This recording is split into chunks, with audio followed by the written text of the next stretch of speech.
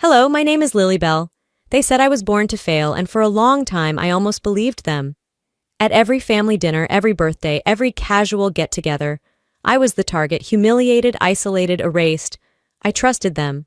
I stayed. I gave them every second chance they never deserved. Until one day, I made a phone call that shattered everything they had built. But what led me there? What did they steal before they stole my voice? And why? Why did they think I wouldn't fight back? The minute I pulled into the driveway, I knew it was going to be one of those days. The sun was doing its best to pretend it was warmer than it really was, but the crisp bite of spring clung to the air, warning me to stay sharp. Cedar Rapids had a way of making even a Sunday brunch feel like a corporate performance review, especially when it involved my family. The house looked the same, a modest two-story with beige siding and a desperate-for-weed-killer lawn. I sat behind the wheel for a moment longer than I should have, gathering myself. No point in delaying. They'd notice if I was late, and they'd never let me forget it. As soon as I stepped inside, the familiar tension wrapped around me like a scratchy sweater. Darlene's tight smile was the first thing that greeted me, polished to perfection, but with dead eyes that didn't quite match the warmth she tried to fake. Lorraine was already perched at the dining table, scrolling through her phone with that smirk she reserved especially for me. Victor, my stepfather, sat slouched in his chair, pretending to be interested in the newspaper he hadn't actually read in years.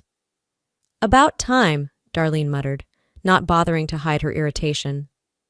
I shrugged off my jacket, forced a neutral expression, and took my seat at the far end of the table, the one that always felt like it was reserved for the outsider. Brunch was the usual: overcooked eggs, burnt bacon, and conversation as dry as the toast. Darlene started first, poking and prodding with thinly veiled criticism about my job, my apartment, my apparent inability to maintain a proper relationship. "I mean, Lilybell, at your age, most women are already settled. Don't you ever think about, stability?" she said, carefully buttering her toast as if each swipe were a jab to my self-worth. I smiled politely. "Stability is overrated." Victor snorted behind his newspaper, but said nothing. Typical. Lorraine chimed in next, setting her phone down dramatically. "Maybe you just set the bar too low for yourself. Or maybe you just don't have what it takes." Her voice was syrupy sweet, each word soaked in disdain. I kept my fork moving, cutting into my omelet, refusing to bite. They loved doing this. This subtle ambush, this tag-team demolition of whatever self-respect I managed to scrape together between visits. I used to think if I stayed quiet long enough, they'd get tired and move on. They never did. The conversation lulled, just for a second, the kind of pause that fills a room like thick smoke. That's when Lorraine leaned in, her smile sharp enough to draw blood. "You were born to fail," she said, low and cold, like it was some universal truth she was simply stating for the record. The words landed harder than a slap. For a split second, the room froze. Even Darlene's butter knife hovered midair. Victor rustled his paper but didn't look up. Coward. I didn't blink, didn't flinch. I cut another bite of omelet, placed it carefully in my mouth, and chewed, tasting absolutely nothing. Inside, something shifted, something permanent. They think they can carve me up at the table like I'm Sunday roast? Fine, let them. But it would be the last time. Darlene coughed awkwardly, trying to smooth over Lorraine's cruelty with a fake laugh. "Oh, she's just teasing. You know how sisters are." Teasing. Right. Like a shark teases its prey before it bites. I finished my plate slowly, methodically, each scrape of my fork against the china deliberate. Darlene and Lorraine drifted into small talk about real estate prices, and Victor made some mumbled comment about interest rates. But the brunch was already dead in the water. When I placed my napkin neatly beside my plate, I didn't feel rage. I felt clarity. I wasn't going to cry in my car like I had at Christmas. I wasn't going to spend the drive home replaying every insult, wondering if maybe they were right about me. Not this time. I pushed back my chair, the legs scraping across the hardwood in a sound that made everyone wince. Good. Standing there, I looked at each of them. Darlene with her painted-on regret, Victor with his practiced indifference, Lorraine with her smug, victorious grin. I smiled back, slow and dangerous. This was fun. I said evenly. Really? Without waiting for a response, I grabbed my purse and headed for the door. I didn't rush. No need. The storm wasn't here yet. But it was coming. As I stepped outside, the sun hit my face. Too bright. Too clean. I stood there for a second, breathing in the sharp spring air, feeling it fill the spaces their words had tried to hollow out. Maybe I was born to fail. Or maybe I was born to bury people like them. I walked to my car without looking back, started the engine, and pulled away from the house that had never really been a home. As the driveway shrank in the rearview mirror, I felt the weight begin to shift off my chest. The storm had only just begun, and for once I wasn't afraid of it. The drive away from the house felt endless, even though it was barely 15 minutes. The farther I went, the harder I gripped the wheel. I didn't bother with the radio. Silence fit better. The spring air slipped through the cracks of my aging car, cold enough to sting, but I welcomed it. It kept me alert. It kept the emotions from boiling over. The streets blurred together, rows of identical houses, clipped lawns, the same fake perfection I'd spent years trying to survive. At a red light, I froze even after it turned green, only moving when an angry honk jolted me back. My mind wasn't in Cedar Rapids anymore. It was back in the kitchen at 8 years old, clutching a dish towel, watching Lorraine strut with a medal that should have been mine. I had won the spelling bee. But Lorraine lied, saying it was her project that had impressed the judges. Darlene beamed at her like she'd cured cancer. "That's my girl, always making us proud," she said, ruffling Lorraine's hair while I scrubbed the counter in silence. At first I thought it was a mistake, that they'd realize, that they'd fix it. They didn't. They never did. It was the same with everything. I did the chores, Lorraine got the praise. I learned early, effort didn't matter, only credit did. And credit was reserved for someone else. My tires hummed over the town's bridge, the river below sluggish and brown with spring runoff, thick and heavy, just like the memories flooding back. I pulled into a parking lot by the river, killed the engine, and sat in the sudden silence. My phone vibrated on the seat beside me. I almost reached for it, then stopped. Nothing good was waiting on that screen. Instead, my mind returned to the email. I found it months ago, by accident, digging through an old cloud drive. Buried in a folder marked Taxes 2012 inches was a file, a copied email chain between Darlene and Lorraine. Subject, Re-updates. And there it was, plain as day. "Don't waste time worrying about Lilybell. She's not going anywhere. Just focus on your success.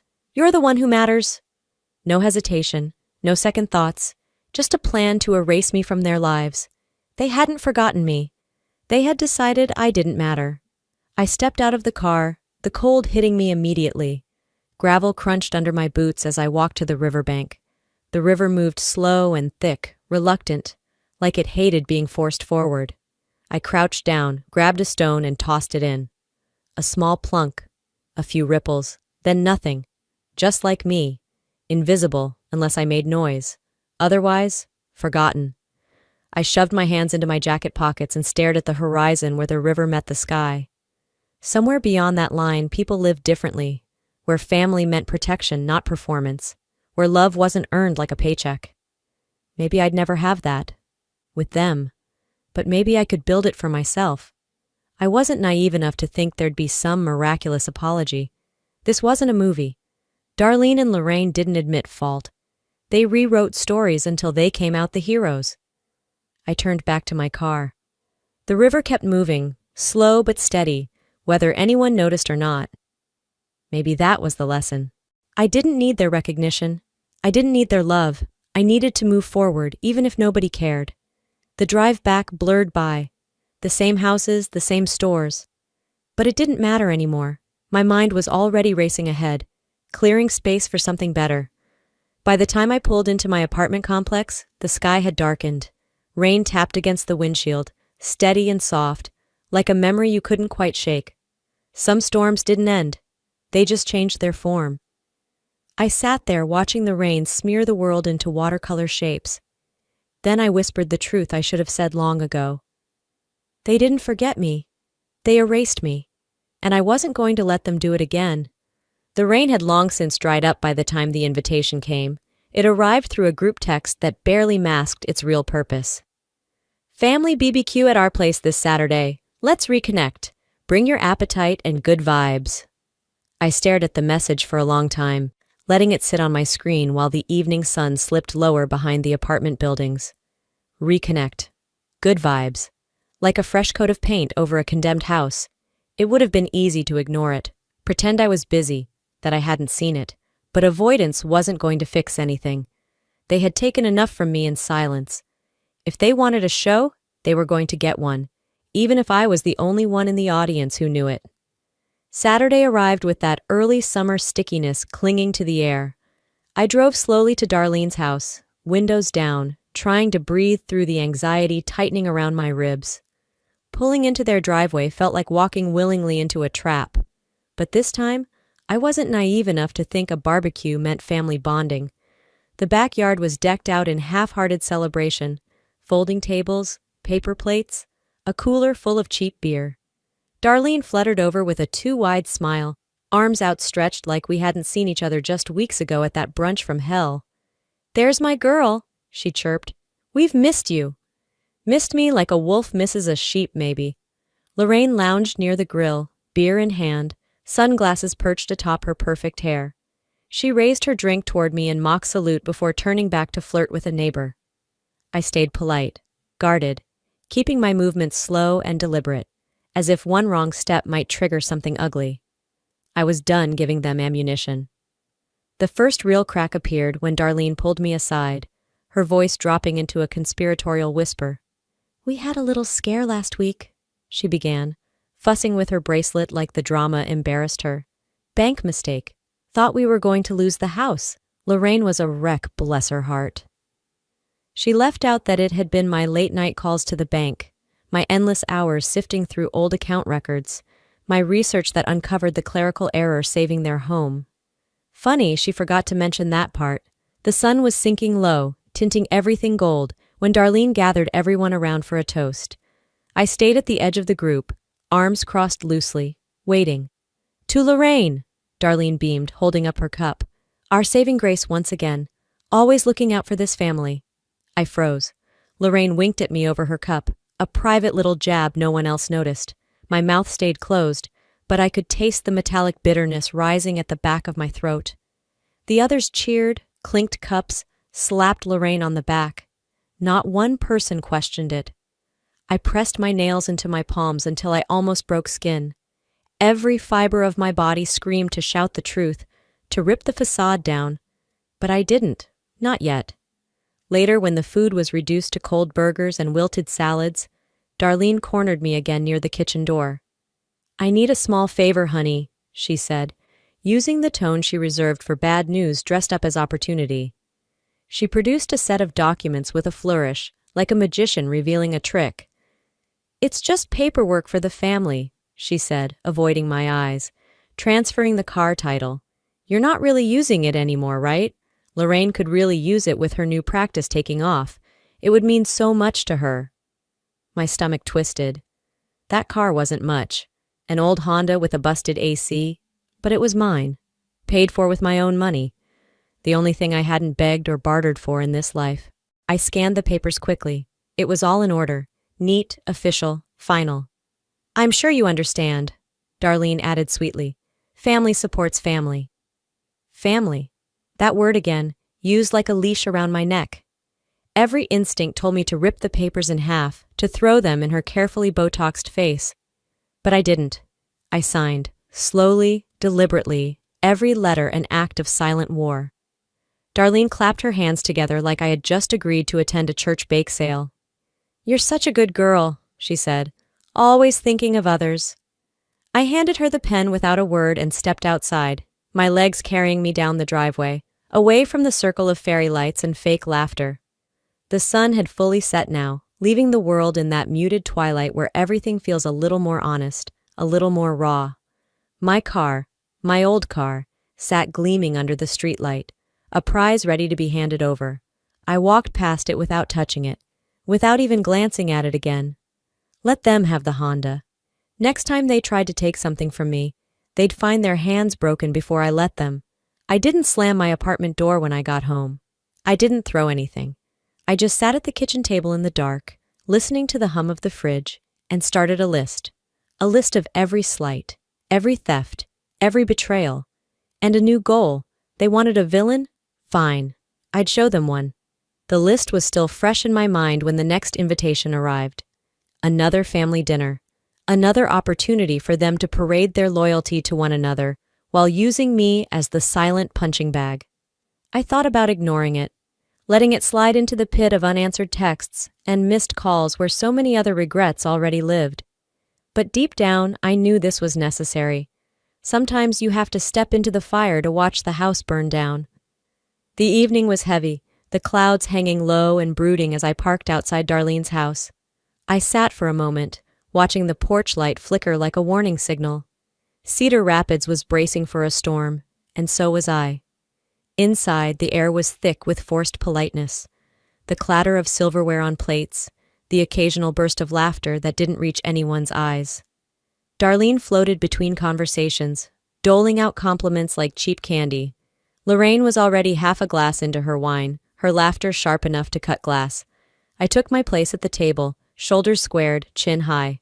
I wasn't here to make a scene. I was here to mark the end.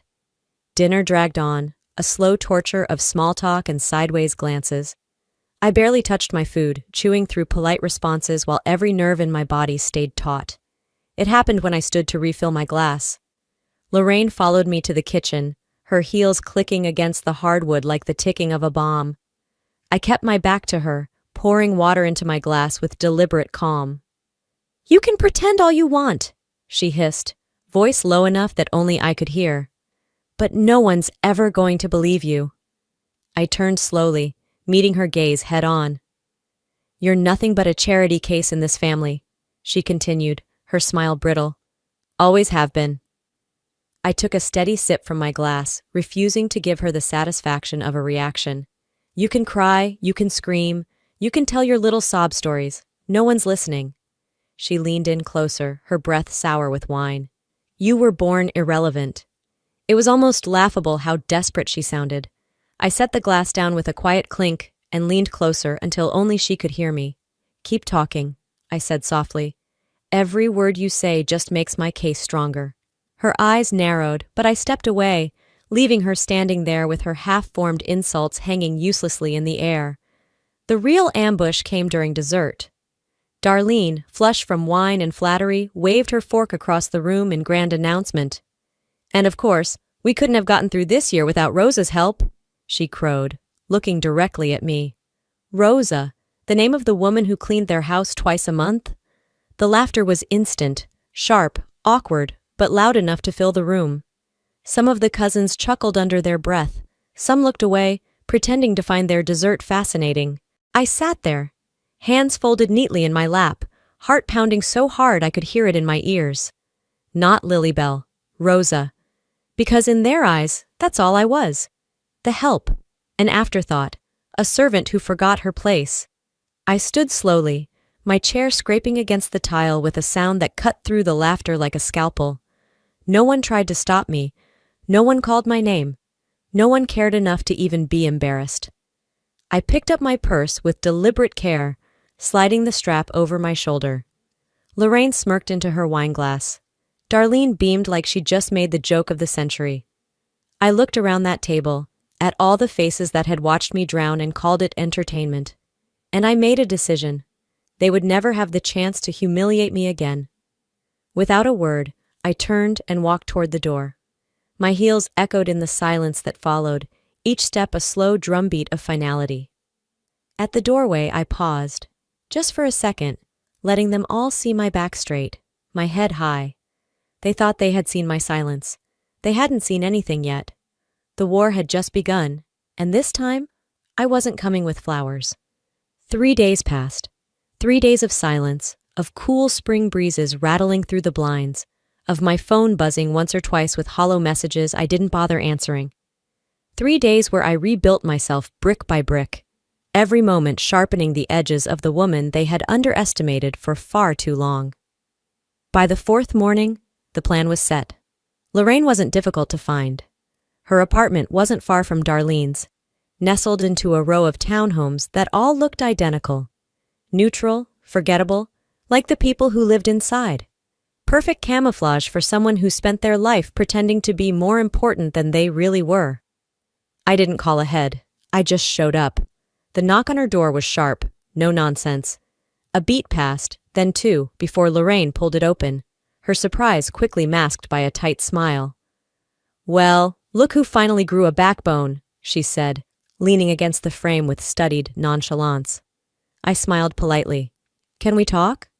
She stepped aside to let me in, closing the door with a click that felt a little too final. The living room was clean, but sterile. No personal touches, no real warmth. Lorraine gestured to the couch. I sat, setting my purse beside me carefully, angling it so the tiny recorder inside had a clear line of sound. She thought she was in control. Let her think it a little longer. Lorraine disappeared into the kitchen briefly, returning with 2 glasses of wine. I declined with a shake of my head. "Still so uptight," she muttered, dropping onto the opposite chair and crossing her legs elegantly. We danced around pleasantries for a moment, the air between us buzzing with the unspoken. Then she slid a folder across the coffee table toward me. "Figured you might want to get this over with," she said, flashing that fake smile I'd seen too many times. I opened the folder slowly, already guessing what it contained. Loan forgiveness forms, she claimed, legal jargon about family arrangements, mutual benefit. The language was slippery, full of loopholes big enough to drive a semi-truck through. At the bottom, the fine print. If I signed, I would be transferring full control of a small savings account left to me by my grandmother. The last shred of inheritance that hadn't already been siphoned off over the years. I looked up, meeting her eyes calmly. "Looks straightforward, right?" she said lightly, tapping the table with a manicured nail. I nodded once, making a show of scanning the papers, pretending to be overwhelmed, trusting. Inside, my stomach churned, but not from nerves. From rage held tightly on a leash. I picked up the pen she offered, rolled it between my fingers for a moment, and then signed, carefully, deliberately, leaving one small intentional error in my signature that would void the document later if challenged. A tiny break in the loop of my B, almost invisible to anyone but me. Lorraine smiled like a cat watching a trapped bird flutter against the cage bars. As I pushed the folder back across the table, I met her gaze squarely. "You know," I said casually, "it's funny. For someone so convinced I'm worthless, you sure spend a lot of time trying to take what little I have." Her smile flickered. "If you come for me again," I said, my voice dropping low enough to slice through the room, "you won't like what happens next. No shouting, no drama, just a promise." I stood, gathering my purse, feeling the recorder's slight weight reassuring against my side. Lorraine didn't say a word. She didn't need to. Her smirk had slipped entirely by then, and for the first time in a long time, I saw something resembling uncertainty flicker in her eyes. Good. I didn't slam the door behind me. I didn't need the noise to announce my departure. Quiet could be a weapon too, if you wielded it properly. Outside, the late afternoon was slipping into evening, the sky bruised with clouds but holding back rain. I walked to my car without rushing, every step grounding me more firmly into myself. This wasn't just about a car anymore, or a savings account, or even the years they had stolen. This was about reclaiming the parts of me they had tried to erase. That night at home, I pulled out the files I had been quietly compiling, old bank statements with suspicious withdrawals, screenshots of late-night messages between Darlene and Lorraine, plotting loans that were never repaid. Copies of emails where they badmouthed me to distant relatives, making sure to position themselves as the saints and me as the burden. I spread them out across the table, like puzzle pieces. My arsenal. They had built their kingdom on lies. They had forgotten that paper trails don't burn as easily as bridges. It wasn't enough to get angry anymore. It was time to get even. And smart. I slipped on a pair of latex gloves and began carefully filing each document into labeled folders. Financial misconduct, character assassination, asset coercion, each title a blade honed sharper by the hour. The city outside moved on, oblivious. Horns honked in the distance. Dogs barked. Somewhere down the street, laughter floated into the cooling air. And inside, in the quiet of my tiny kitchen, A war machine was being built, not out of hate, out of survival. By the time they realized I wasn't bluffing, it would already be too late. The war machine was ready, but even the sharpest sword waits for the right moment to strike. 2 weeks passed under a sky that rarely showed its full blue anymore. Gray hung overhead like a held breath, a promise that something worse was coming. I went to work. I went through the motions. I smiled when necessary, nodded when expected. Outwardly, I looked the same. Inside, I was counting down. Then, the first blow landed, and it didn't come from where I expected. I had just started seeing someone, a man named Carter. We met at a local bookstore of all places, an almost laughably wholesome beginning compared to the twisted mess I lived with every day. He was kind. He listened. He didn't flinch when I talked about rebuilding my life. It had been a few cautious weeks of coffee dates, evening walks, text messages that made me smile despite myself. For the first time in years, I allowed the smallest bud of hope to bloom in my chest. I should have known it wouldn't last. It started with Carter canceling a date with a vague excuse, then another. Finally, a text, cold, detached, explaining that things felt complicated and he didn't think it was a good idea to continue. No warning, no explanation. Confused, I called once. It went straight to voicemail. No callback. Something twisted low in my gut. I didn't have to wonder long. The next day, a mutual acquaintance at the bookstore mentioned, almost apologetically, that someone had warned Carter about me, said I was unstable, vindictive, dangerous when rejected.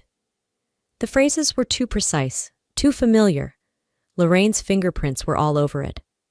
I thanked the acquaintance and excused myself before my hands started shaking in public. That night, I sat in my car outside my apartment, gripping the steering wheel until my knuckles whitened. Betrayal, cold and oily, oozed through my veins. Not just because of Carter. I barely knew him. It was what he represented. A life beyond them, beyond the cage they had built for me. And Lorraine had smashed it with one whispered lie. I stayed in that car until the streetlights flickered on, until the dusk melted into full night. When I finally climbed the stairs to my door, my phone buzzed. An email from HR. Subject line, urgent. Request for immediate discussion. My stomach dropped. At work the next morning, it was all too clear. The side glances, the sudden silences when I walked into a room. People I had laughed with a week ago now studied me like I might explode.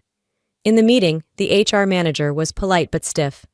We received an anonymous tip about inappropriate behavior, she said, sliding a thin file across the table. Inside, vague allegations, nothing specific enough to pin anything on me, but enough to tarnish, to whisper, to poison. No names, no witnesses, just the stink of suspicion, carefully crafted. I nodded through the meeting, made all the right noises about professionalism and transparency. Inside, a different kind of fire caught. Lorraine hadn't just tried to cut me off from family. She was trying to erase my future, too. I returned to my desk under fluorescent lights that suddenly felt harsher than usual. I logged onto my computer. I pulled up copies of my last 6 months of performance reviews, glowing. No incidents, no warnings. I quietly started downloading copies of everything. Emails, commendations, project assignments, building my side of the story. They thought they could smear me into silence. They thought wrong. That night, I didn't bother turning on the lights when I got home. The city outside kept humming. Cars passing, televisions flickering through half-closed blinds, lives moving forward. My apartment sat in stillness, waiting. I spread the new files across the kitchen table beside the old ones. HR summaries, gossip trails, shredded reputations built by careful malice. Piece by piece, I mapped out the attack, the pattern, the escalation. They hadn't gotten sloppy. They had gotten arrogant. It would be their downfall. I stared at the evidence, feeling the final remnants of fear burn away, leaving only focus behind. If they wanted a war, they would get one. They wanted me quiet. They were about to learn what real noise sounded like. The rain didn't just fall that night. It clawed at the windows like it wanted in. I sat there at my kitchen table, surrounded by folders and files, the storm outside matching the storm inside my chest. It wasn't anger anymore. It wasn't even hurt. It was a new thing, colder and sharper, something that didn't shake or flinch. I was done waiting. The hours stretched thin and heavy. Somewhere past midnight, after the last crack of thunder had rumbled low across the sky, I clicked open a folder I hadn't touched in years. A backup from my father's old hard drive, saved during the chaos of our family's ugly unraveling. Most of it was junk, half-finished spreadsheets, random family photos, old tax returns. But tucked between two forgotten budget reports was something else. An email, still in draft form, never sent. I almost deleted it without reading, but something about the timestamp caught my eye.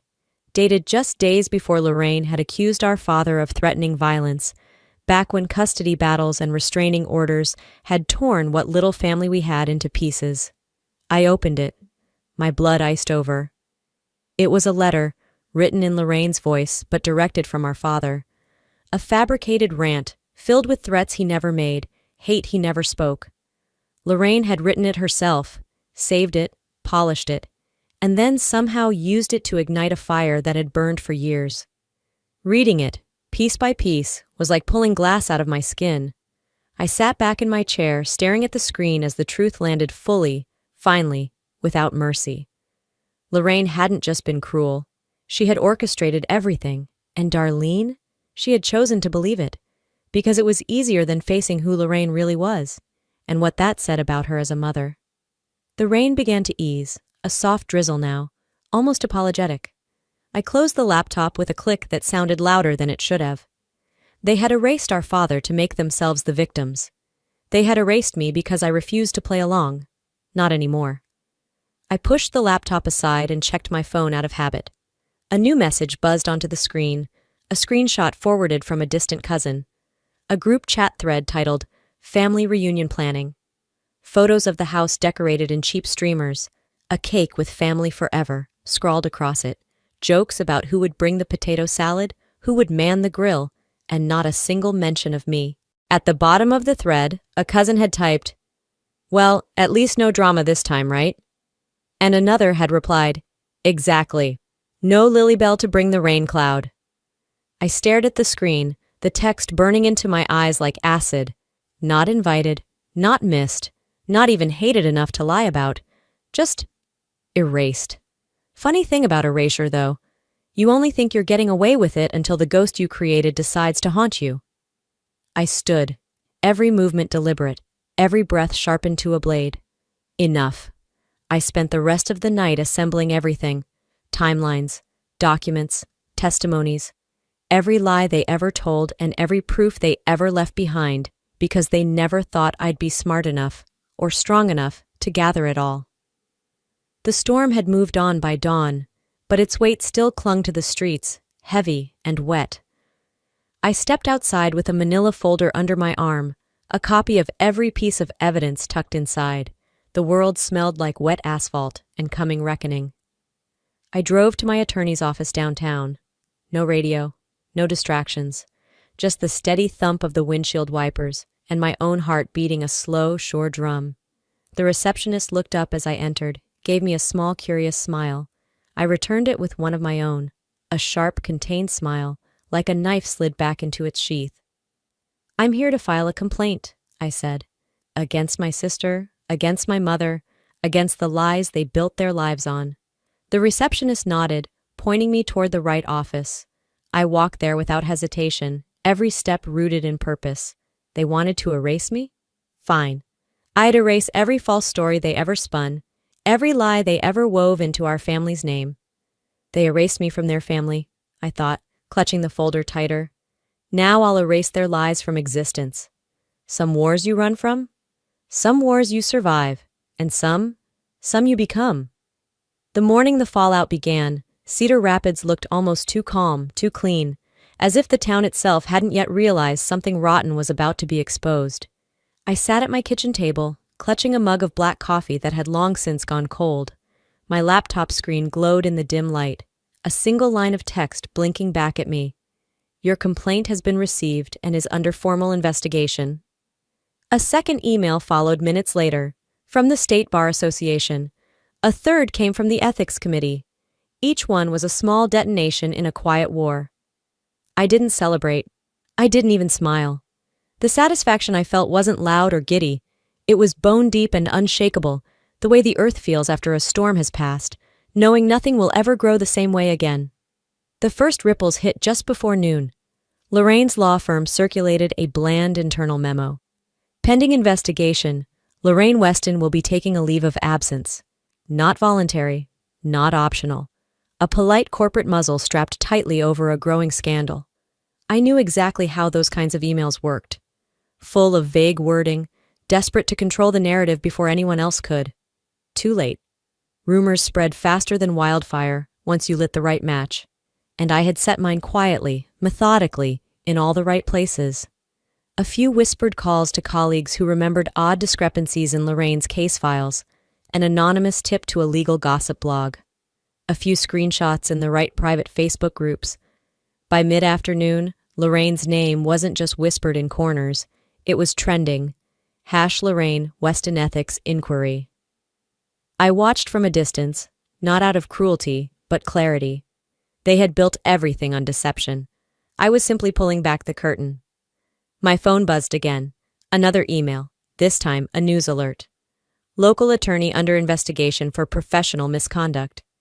Her face stared back at me from the screen. The carefully curated headshot she used for years. Polished, perfect, smiling. Now a mask cracking in public view. Around 3 p.m., I received a text from an old acquaintance who still worked at Lorraine's firm. "It's a bloodbath here. Half her clients already bailed. Partner meetings nonstop. You okay?" I stared at the message for a moment, feeling a strange mix of emotions tighten my chest. Was I okay? The part of me that still believed in happy endings, in fairy tales about families healing if you just tried hard enough, wanted to be sad, wanted to grieve. But the woman sitting in my chair now, the woman who had dug herself out of the grave they'd shoved her into, she felt something else. Freedom. Real freedom doesn't come dressed in forgiveness. It comes wrapped in hard decisions and lonely roads, and the kind of clarity that hurts more than it heals, at least at first. By late evening, the final blow landed. Lorraine's law license had been formally suspended pending investigation. It was a cold, bureaucratic phrase, but to me it sounded like justice. No fireworks, no applause, just a simple notice delivered to her registered address, the same way they served subpoenas and eviction warnings.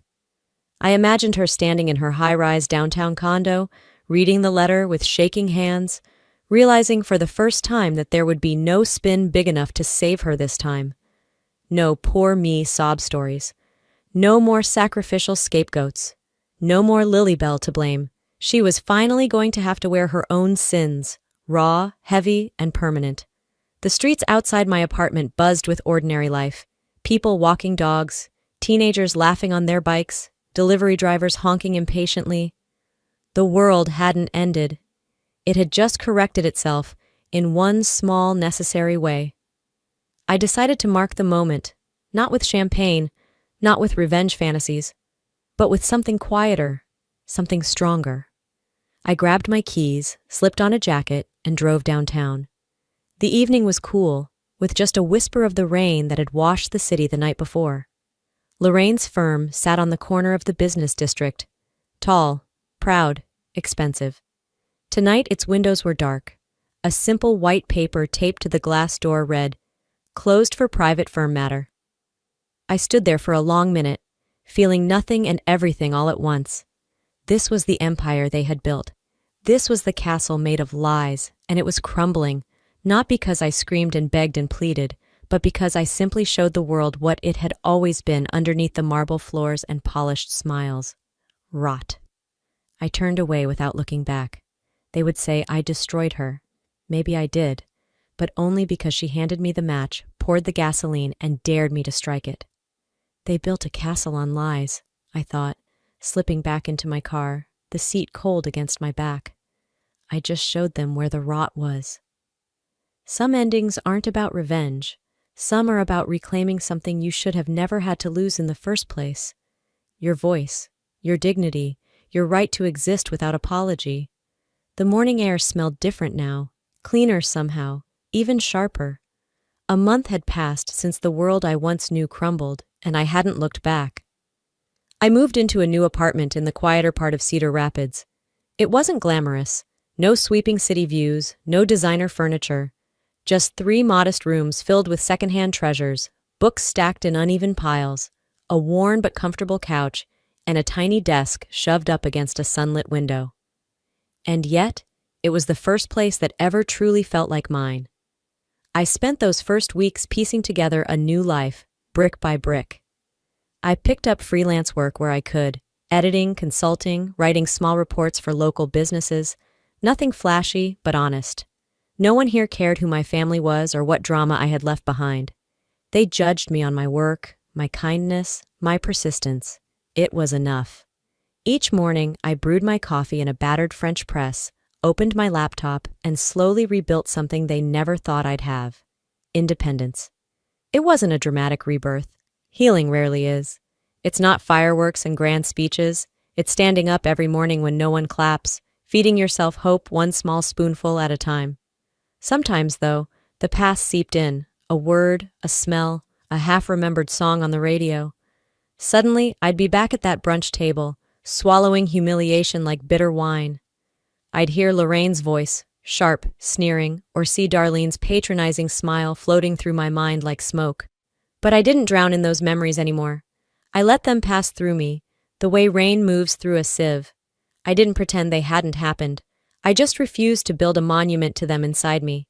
The scars were there, sure, but they no longer defined me. One crisp morning, as I organized paperwork by the kitchen table, the past came knocking one last time. A thick manila envelope slipped through the mail slot. I opened it without much thought, scanning the legal jargon printed neatly across the top. Civil lawsuits against Lorraine, multiple plaintiffs, financial restitution demanded. Attached was a copy of her official disciplinary ruling, her law license permanently revoked. Her carefully constructed empire had finally, officially fallen. The last page was a personal note, handwritten, desperate. It wasn't from Lorraine, it was from Darlene. "You destroyed this family," it read. "I hope you're proud of yourself." There was no apology, no reflection, only blame, still flung like mud against a wall already crumbling. I read it once, calmly, then folded the letter in half and dropped it in the recycling bin. They were still playing the same broken record.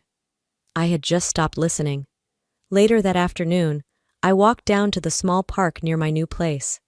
Autumn had touched everything, turning the trees into burning bursts of amber and crimson. The breeze was cool against my face, carrying the scent of dry leaves and distant chimney smoke. Children chased each other across the grass. Dogs barked, straining against their leashes. Joggers passed by, heads down, lost in their own worlds. Life kept moving forward, with or without me, and for the first time in a long time, I wanted to move with it. I found a bench under a towering oak, its leaves rattling overhead like soft applause. I sat there quietly, feeling the weight of the past slide off my shoulders, leaving only a faint outline behind, a reminder, not a chain. They said I was born to fail, I thought, pulling my jacket tighter around myself against the breeze. Maybe they were right. Not because I had failed, but because I was never meant to succeed their way. Their version of success meant obedience, silence, sacrifice. Their version of love meant conditions, contracts, claws hidden behind smiles. I wasn't born to carry on that legacy. I was born to break it. I smiled then, not the brittle, polite smile I used to wear at family functions, but something real, something earned. Freedom tastes quieter than you think. It's a simple moment, sitting on a park bench with no one expecting anything from you, feeling your own heartbeat like a drum saying, "You made it. You're still here. You get to start over. And this time, I am choosing what success looks like. After everything I've been through, one truth stands clear. You don't have to inherit someone else's version of success. You don't owe loyalty to people who poison your spirit and call it love. And most importantly, you have every right to walk away from a family that chooses pride over kindness. It's not weakness to leave toxicity behind. It's strength to build peace from the ashes they left you. If my story resonates with you, I want you to remember. Your voice matters. Your dignity is non-negotiable. Your life deserves better than silent suffering. Now I want to hear from you. Have you ever had to rebuild yourself after being betrayed by the people you loved most? What does true success mean to you today? If this video touched something inside you, please drop a 1 inch in the comments and tell me where you're watching from. Or if you felt differently, I'd love to hear why. Your story matters too. And if you want to join me for more real stories about strength, healing, and standing tall against the odds, make sure to hit that subscribe button and be part of this community. There's a lot more life left to live, and we're just getting started.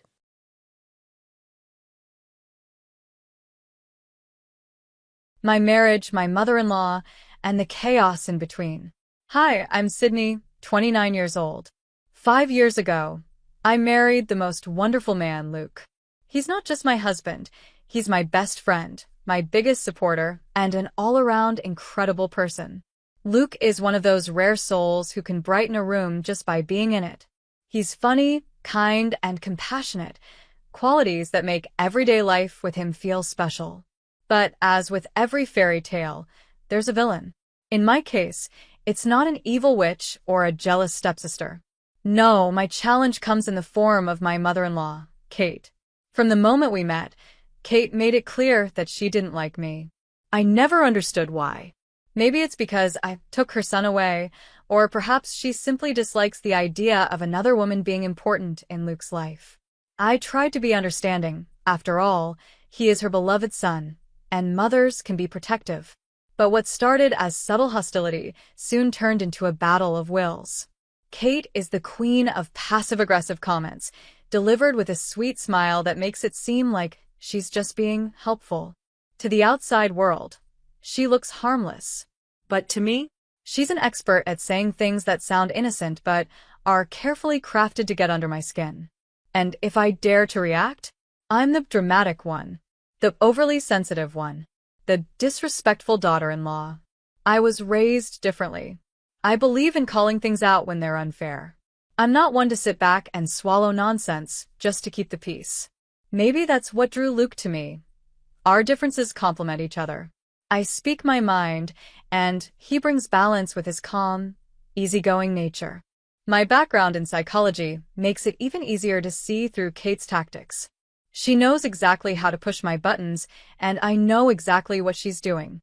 From our very first meeting, she made her stance clear. I remember that day vividly. We were gathered around the dinner table, and Kate looked straight at me, a polite smile on her face, and said, "Sydney, don't you think it's time to stop eating so much?" Silence. The entire table froze. I felt the blood drain from my face. My father-in-law, Tony, and even Kate's other son, looked at her in shock. Luke, clearly embarrassed, immediately stepped in. "Mom, that's a terrible thing to say. Sydney can eat whatever she wants." Kate, of course, backtracked. "I'm only saying this because I care about her health," she insisted, referencing some old photos where I apparently looked better. It took every ounce of self-control I had not to snap back. This was our first proper meeting, and I didn't want to start a fight. So, I smiled, swallowed my irritation, and let it go. But I knew then, this was just the beginning. And I was right. Over time, Kate's little jabs became more frequent, more targeted, and more cruel. No matter how much I tried to be kind, she never warmed up to me. I built great relationships with the rest of Luke's family. Even his childhood best friend, Nicholas, accepted me with open arms. But Kate? She remained cold. Her dislike for me didn't fade. If anything, it grew stronger. It all came to a head on our wedding day. Instead of celebrating with us, Kate acted like it was her moment to shine. She turned into a full-blown mother of the groomzilla. Her hair should be in an updo, like mine was at my wedding. That dress doesn't suit her. Maybe something more modest. And then, the worst comment of all, "But you look so ugly." Yes. She actually said that. On my wedding day. I wish I could say I handled it with grace, but honestly by that point, I had had enough. This was supposed to be the happiest day of my life, and I wasn't going to let her ruin it. Kate's antics didn't stop after the wedding. She found new ways to interfere, criticize, and make it clear that, in her eyes, I wasn't good enough for her son. But through it all, Luke remained on my side. He always defended me, always reassured me, and never let her words affect our relationship. In the end, that's what matters most. Kate may never change, and honestly, that's fine. I'm not here to win her approval. I married Luke, not her. And as long as he and I are happy, nothing else really matters. Would I have preferred a supportive, loving mother-in-law? Of course. But life doesn't always give us what we want. Sometimes it gives us difficult people to test our patience, challenge our strength, and remind us who we really are. And if there's one thing Kate has taught me, it's that I am stronger than I ever thought possible. Family, rejection, and a mother-in-law who won't back down. One of the things I've always been grateful for in my marriage is the love and acceptance I received from most of Luke's family. His father, his brother, his childhood best friend, and even extended relatives welcomed me with open arms. They treated me as one of their own, making me feel at home even when my own mother-in-law, Kate, constantly tried to make me feel like an outsider. Her passive-aggressive comments and subtle digs had become a regular occurrence over the years. So, when she humiliated me at my own wedding, I wasn't even surprised.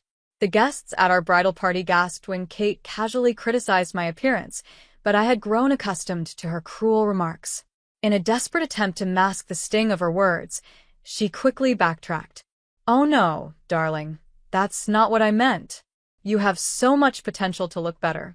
I see a lot of myself in Sydney. She's a bright young woman. I just looked better at her age. But of course, she's beautiful in her own way." If she thought that was a compliment, she was mistaken. Luckily, my father-in-law stepped in, his firm tone putting an end to her antics for the night. But the damage was done. The bitterness and pain lingered, refusing to fade. I was not the kind of person to stay silent and passive. I had always been full of life, confident and outspoken. But Kate's constant jabs were beginning to wear me down.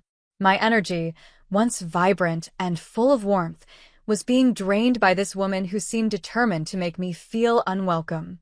Fast forward to 5 years later. A lot had happened since that day. But if there was one thing that hadn't changed, it was Kate's opinion of me. It was a Friday evening, and we were gathered at Luke's childhood home for dinner, his parents' residence. These family dinners had become a routine, and despite my rocky relationship with Kate, I still made the effort to show up. That night, however, something felt off. Kate had extended a personal invitation to Nick, Luke's childhood best friend, and there was a certain air of anticipation in the room. I had my suspicions, but I kept them to myself, waiting for the inevitable. And sure enough, just as dinner was winding down, Kate cleared her throat and stood up, holding a piece of paper in her hands.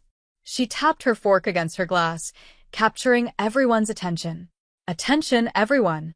I have an important announcement." The room quieted. Luke instinctively reached for my hand under the table, a silent show of support. I squeezed his fingers, bracing myself for whatever was coming next. "As you all know, my birthday is coming up," Kate began, her tone filled with excitement. "And to celebrate, I have made the most wonderful decision. We're all going on a trip to Hilo." Gasps of excitement erupted around the table. Everyone clapped, voices overlapping as they praised the idea. "That sounds fantastic." "Wow, what amazing news." I smiled, genuinely thrilled at the prospect of visiting Hilo. "Sydney, I've always wanted to go there," I said, turning to Luke. "This is great news." "Thank you so much, Ma." Kate's expression suddenly shifted. Her smile thinned, her eyes sharp with something that made my stomach twist. "Actually, you're not coming, honey?" Silence. For a moment, I thought I had misheard her. "What?" I blinked in confusion. She waved a hand dismissively. "I made some last-minute changes and canceled your ticket before it incurred extra charges." My heart pounded in my chest. My ticket had already been bought, and she had purposely canceled it? Everyone at the table froze, sensing the tension in the air. I could feel Luke tense beside me. My pulse quickened, my mind racing with the unspoken question that had haunted me for years. Why does she hate me so much? Luke's voice broke the silence, firm and demanding. "Mom, What are you talking about? Kate sighed dramatically, as if she were being forced into a conversation she didn't want to have. Fine, she said, throwing her hands up. I'll tell you why I thought Sydney shouldn't come. She took a deep breath, then spoke words so cruel that they knocked the air right out of my lungs. As I'm getting older, I want to spend my remaining years with those I care about most. Unfortunately, Sydney doesn't belong on that list. A cold chill spread through my body. Luke's face darkened with anger. Mom, seriously? What's wrong with you? Kate shrugged. Nothing's wrong with me. I'm just saying, Sydney can't be considered family, since she's not related by blood. By that logic, Nick shouldn't be going either, Luke countered. He's not blood-related, is he? I turned to Nick, whose face was tight with discomfort. He had always been supportive of me, and even now, he looked just as appalled as the rest of us. Kate waved her hand again, as if the answer was obvious. Oh, Nick is different. He's always been here. Our sweet baby angel. I felt sick. But Sydney hasn't, she continued, her tone disturbingly casual. I'm just not comfortable with her coming. It's my birthday, and I get to decide. The finality in her voice was infuriating. I looked around the table, at the people who had become my family despite her best efforts. My father-in-law, Tony, looked down at his plate, clearly disappointed in his wife's behavior.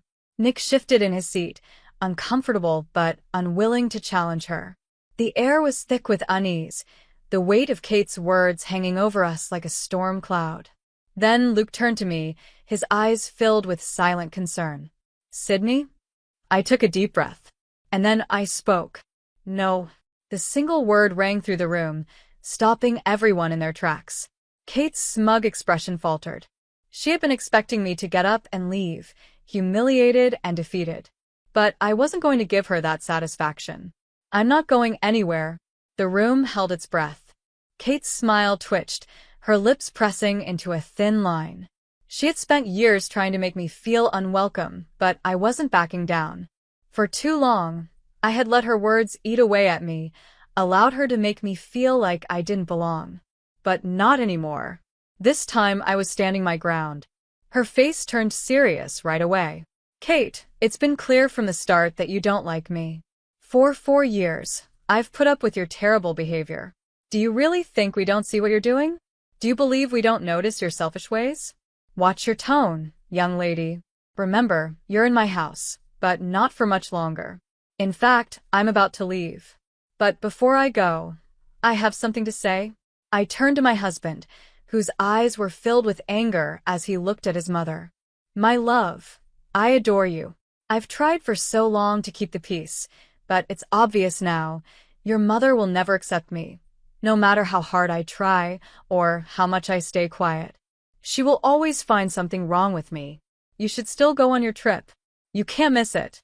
No matter how she acts, she's your mother and you love her.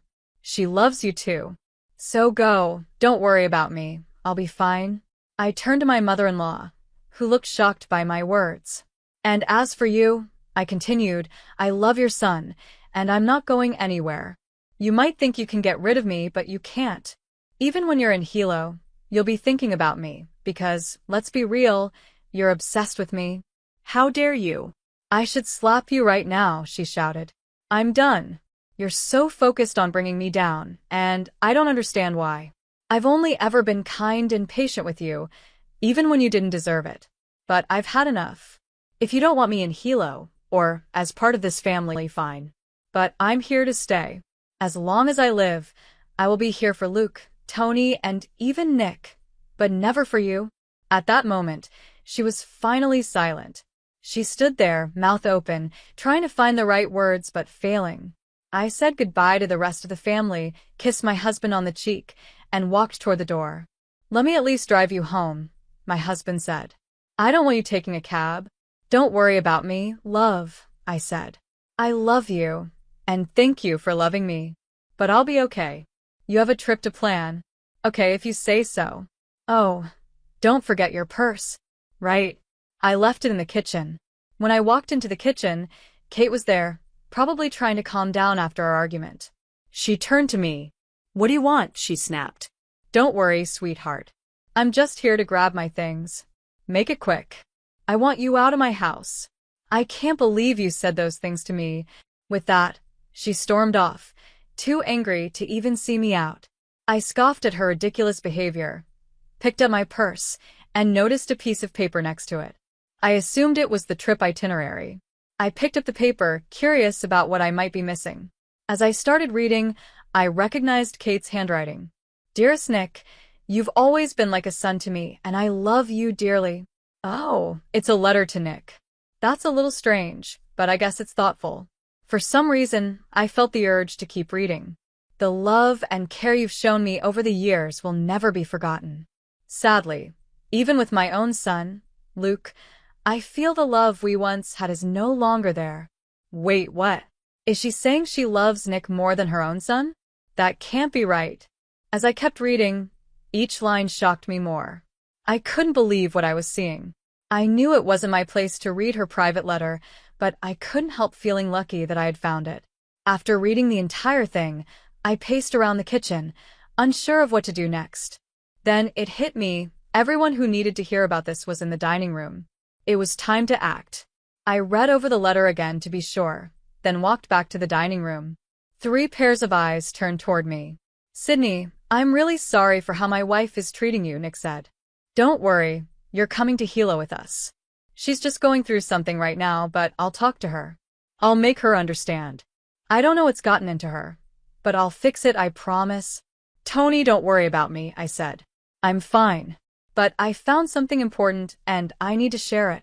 Especially with Luke. Luke and Nick sat up straight. Luke looked nervous, like he was afraid I was about to announce I was leaving him. Whenever I complained about his mother, he always told me he admired my patience with her. I'd always reassure him that my love for him kept me going. I noticed Kate wasn't there. Where is Kate? She needs to be here for this. She said she had a headache after your argument and went upstairs to nap. You know how she is about her beauty sleep. She won't be down for a while, someone answered. I sighed. Typical Kate, always putting herself first. This is important. She should hear this. It's okay, Sydney, Nick said. Tell us, and we'll make sure she finds out later. I hesitated. A part of me wanted to see Kate's face when she realized what I had found. You should go ahead and tell us, someone said. Luke already looks anxious. It's not good to keep him waiting. I glanced at Luke, who was fidgeting nervously. It was true, his anxiety could get bad quickly. All right, I said.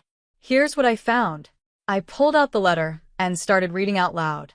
Dearest Nick, you've always been like a son to me, and I love you dearly. The love and care you have shown me over the years will never be forgotten. I hate to admit it, but even with my own son, Luke, I feel like the love Luke and I once had is gone. We don't get along the way we used to, and honestly, I think it's because of Sydney. Ever since he married her, he doesn't have time for me anymore. He doesn't love me, so I don't think I love him either. But I love you, Nick. You are my real son. That's why I want to let you know. I'm changing my will. I'm leaving everything to you, not Luke. I know this might hurt him, but at this point, I don't care. It's all because of that awful Sydney. She's the reason I don't love him anymore. I hope you understand why I'm doing this. I didn't want to talk to you in person because, honestly, I was scared of how you'd react. I know you love Luke like a brother, and you probably won't agree with my decision, but I don't care. The money, the house, the cars, even my small businesses, they're all yours, whether you like it or not. If you want to talk, call me and we can discuss it. I hope to hear from you soon. I will love you forever. Your second mom. After I finished reading, I looked up. The room was filled with silence and shock. Tony looked like he was about to cry. Nick was completely speechless. But Luke looked furious. I can't believe she wrote this. Is she serious? She's cutting me out of her, well, just to get back at me and Sydney? She's lost her mind. Luke's hands clenched into fists. I don't even know what to say. This is too much. I'm sick of her toxic behavior. What are we going to do? At that moment, an idea came to me. A week later, the day of the Hilo trip arrived. Kate woke up and found a letter from her husband on the bedside table. Good morning, beautiful. We let you sleep in. Don't worry, your bags are packed. Just meet us at the airport. Kate quickly got ready and rushed to the airport, looking for her family. She tried calling them, but no one answered. Assuming they had already boarded, she got on the plane, hoping to meet them in Hilo. After a long 15-hour flight, she landed and immediately called Tony on video. "Hey, Tony, where are you guys? I woke up late and found her note, but no one answered my calls. I figured you all got on the plane without me. Let's start the fun." Tony's expression was cold. "That won't be happening, Kate." Kate frowned. "What do you mean? Where are you?" "I'm at home." Her stomach dropped. "What? Why are you at home?" Tony sighed. "You see, Sydney found something important last week. After that, we all decided we'd rather spend time in New York with her than go anywhere with you." Kate gasped. "You think I wouldn't find out about this?" Tony's voice was sharp. "Mom, don't try to sweet-talk me. You were really going to cut me out of your will?" Kate stuttered. Who? How did you even find out?" "Oh, that girl you hate so much. Sydney found her letter in the kitchen." "I don't know what you're talking about," Kate said. "Lying isn't going to help you now," I replied. "Nick, tell them. You have to believe me. I didn't do anything." "We all read the letter, Kate. The truth is out. But I didn't do anything. Sydney is making all this up." "Oh, am I?" I said, shaking my head. "You are so pathetic, it actually makes me sick. We all know what you said and what you tried to do. The only reason you're caught is because I was nosy enough to read the whole thing." "Luke, Tony, please." "No, Kate." "Enough," Luke interrupted. "You're done talking. You messed up. Your hate has made you blind, and now you're facing the consequences. You'll be spending your birthday alone because of what you did, but I'll be all alone. It won't be fun." Tony scoffed. "Maybe people would want to be around you if you weren't such a miserable person. Have fun." With that, Tony hung up the phone. We all sighed in relief. Then I started laughing.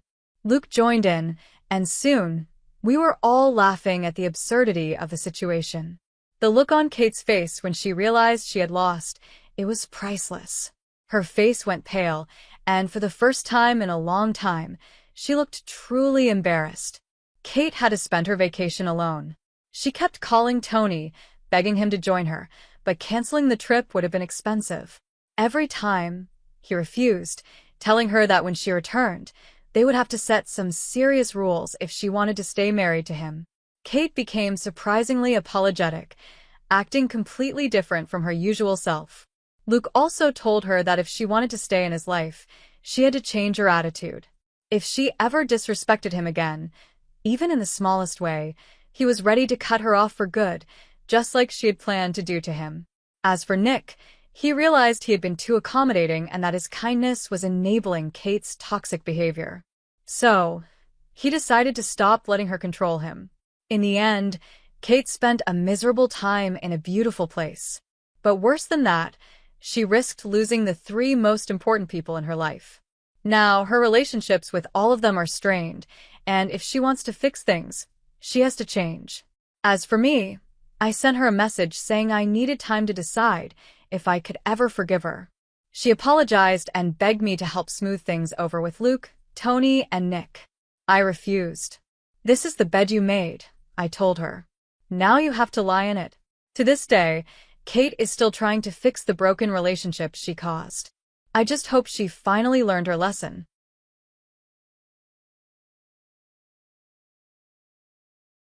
I couldn't stop smiling as I looked around the restaurant. Everything was perfect. The decorations, the food, the music. After 4 years of dating Nick, we were finally engaged, and tonight was our engagement party. In just 4 months, we'd be married. My name is Sydney. I'm 30 years old and work in marketing at a company called Collins & Bry. I met Nick 4 years ago when he joined our IT department. We really clicked during a company retreat, and we've been together ever since. Tonight, we were surrounded by our closest friends and family, all here to celebrate our upcoming wedding. Well, most of my family, anyway. My parents, Owen and Erica Jane, were there, smiling in a way that didn't feel real. My younger sister Kate was also there, looking bored as usual. She was texting on her new iPhone, probably her third one this year after breaking or losing the others. We were never very close, and things only got worse between us as we got older. "Can I have everyone's attention, please?" my mom said, tapping her glass with a spoon. The room went quiet. "First, I want to say congratulations to my beautiful daughter Sydney and her wonderful fiancé Nick. I hope your marriage is full of love and happiness." Everyone raised their glasses and cheered. I smiled at Nick and gave his hand a little squeeze under the table. "I also have an important announcement," my mom said. Her voice sounded different, and my smile started to fade. After talking it over with Owen, we've decided to give Sydney's wedding fund to Kate. The room went silent. I laughed, thinking it had to be a weird joke. "That's funny, Mom, but that money is mine. I'm not giving it away." My mom's face turned serious. "This isn't a joke, Sydney. Your sister is getting married a few months after you, and she needs the money more than you do." I felt my face get hot. "What are you talking about? That's my money." "Honey, you make good money, and Nick does too. Kate and her fiancé don't have much. She deserves to have her dream wedding as well." "Are you serious right now?" I stood up, my hands shaking. "That money is in my personal account. You can't just give it to Kate," I said. Kate jumped up, almost knocking over her chair. "Don't be so selfish, Sydney. You could have shared it with me a long time ago. You know I need it more than you do." "We're using that money for our wedding and a down payment on a house," I said firmly. "Nick and I are planning a simple wedding. We're trying to be smart with our money." My mother raised her voice. "Your sister lives simply. She doesn't make much money, and her fiancé doesn't either. She deserves a dream wedding." "You can say whatever you want," I replied, folding my arms. "I'm not giving you my money." My mom's face turned red. "Then we'll see you in court," she snapped. She grabbed her purse and stormed out of the restaurant. My dad and Kate followed her. As I stood there, my mind went back to when I was 17 and Kate was 14. My parents had opened personal funds for both of us. They told us we could use the money once we turned 19 for anything we needed. When I turned 19, I went to a public state college. I had a partial scholarship because I worked hard and got good grades. I used only what I needed from the fund for school and saved the rest. Over time, the account even grew with interest. I had always been careful with money and planned for the future. Kate was different. When it was her turn, she chose an expensive private college. I remember the night she told us at dinner. "I got into Columbia," she squealed, waving her acceptance letter. My parents were so proud. "We're so proud of you, sweetie," Mom said. "Use your fund for whatever you need." But Kate never really liked studying. She spent most of her time partying and shopping. 3 years later, she dropped out, already having spent a lot of her fund on tuition and her fancy lifestyle. I still remember the phone call. "College is such a waste of time," she said casually. "I've got a business idea that's going to make me rich anyway." Her big idea was an online boutique selling expensive yoga clothes that she designed herself, even though she had no design experience. She quickly spent the rest of her money renting a fancy shop, hiring a photographer, and throwing a huge launch party with champagne and paid celebrity guests. The business failed in less than 7 months. She hadn't done any research or made a proper plan. In the end, all she had left from her fund was a luxury car she bought on impulse, back when she thought her store was going to be a success. "I got this sweet right out of it," Kate had said when I asked about her money problems. "Stop worrying so much. Something will work out." That was always Kate's way of thinking. Do something first and worry about it later. Or better yet, let someone else worry for her. While she was doing that, I graduated, got a good job at Collins and Bry, got promoted, and met Nick. Life was going well, and I was planning my future carefully. I had saved most of my fund and watched it grow with interest. Nick and I had talked a lot about using it for a simple wedding and saving the rest for a house. Kate had recently started dating a guy named Ben who worked at a cell phone store. After just 7 months, they got engaged too. Their wedding was planned for a few months after ours. I was happy for her, even though I didn't know Ben well. But I never thought she would try to take my money for her wedding. That night, after our ruined engagement party, I finally fell asleep. I told myself not to worry. My parents' threat was just words. The money was mine. The law would protect me. I had no idea how wrong I was. In the days after the party, my phone wouldn't stop buzzing. My parents launched a full-on attack. Calls, texts, voicemails, saying the same things again and again. That I had turned my back on my family.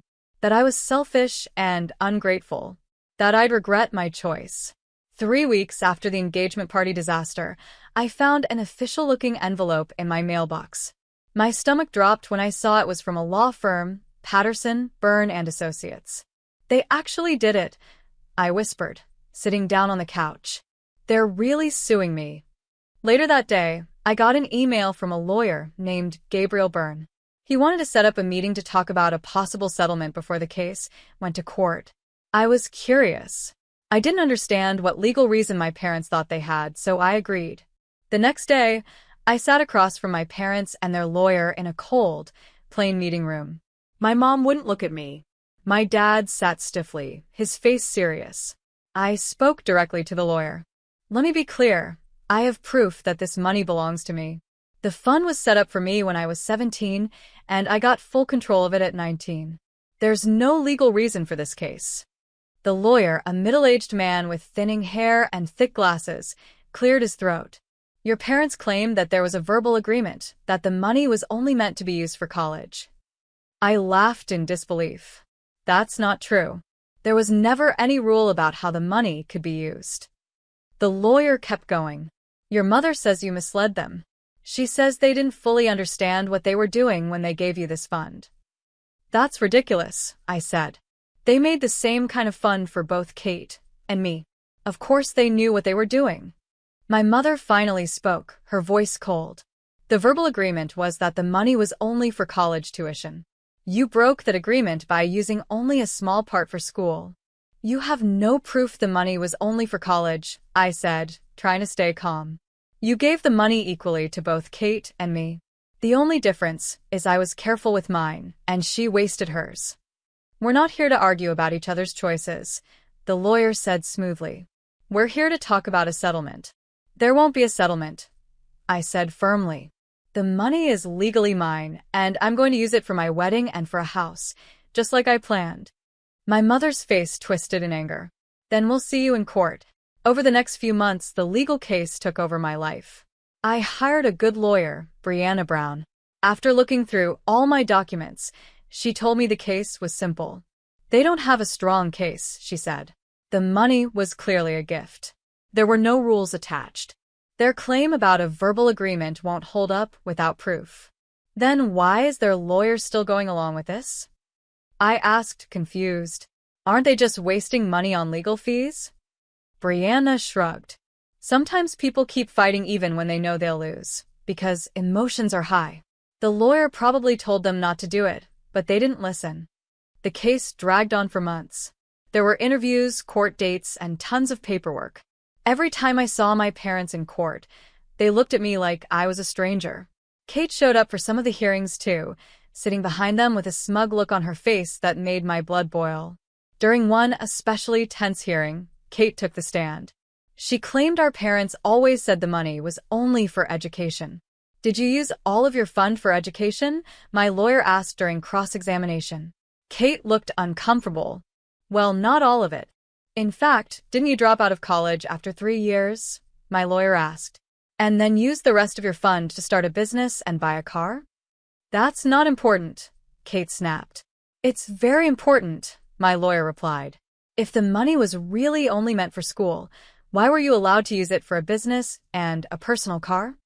Kate didn't have a good answer. Through it all, Nick was always there for me. He came to every hearing and supported me through everything.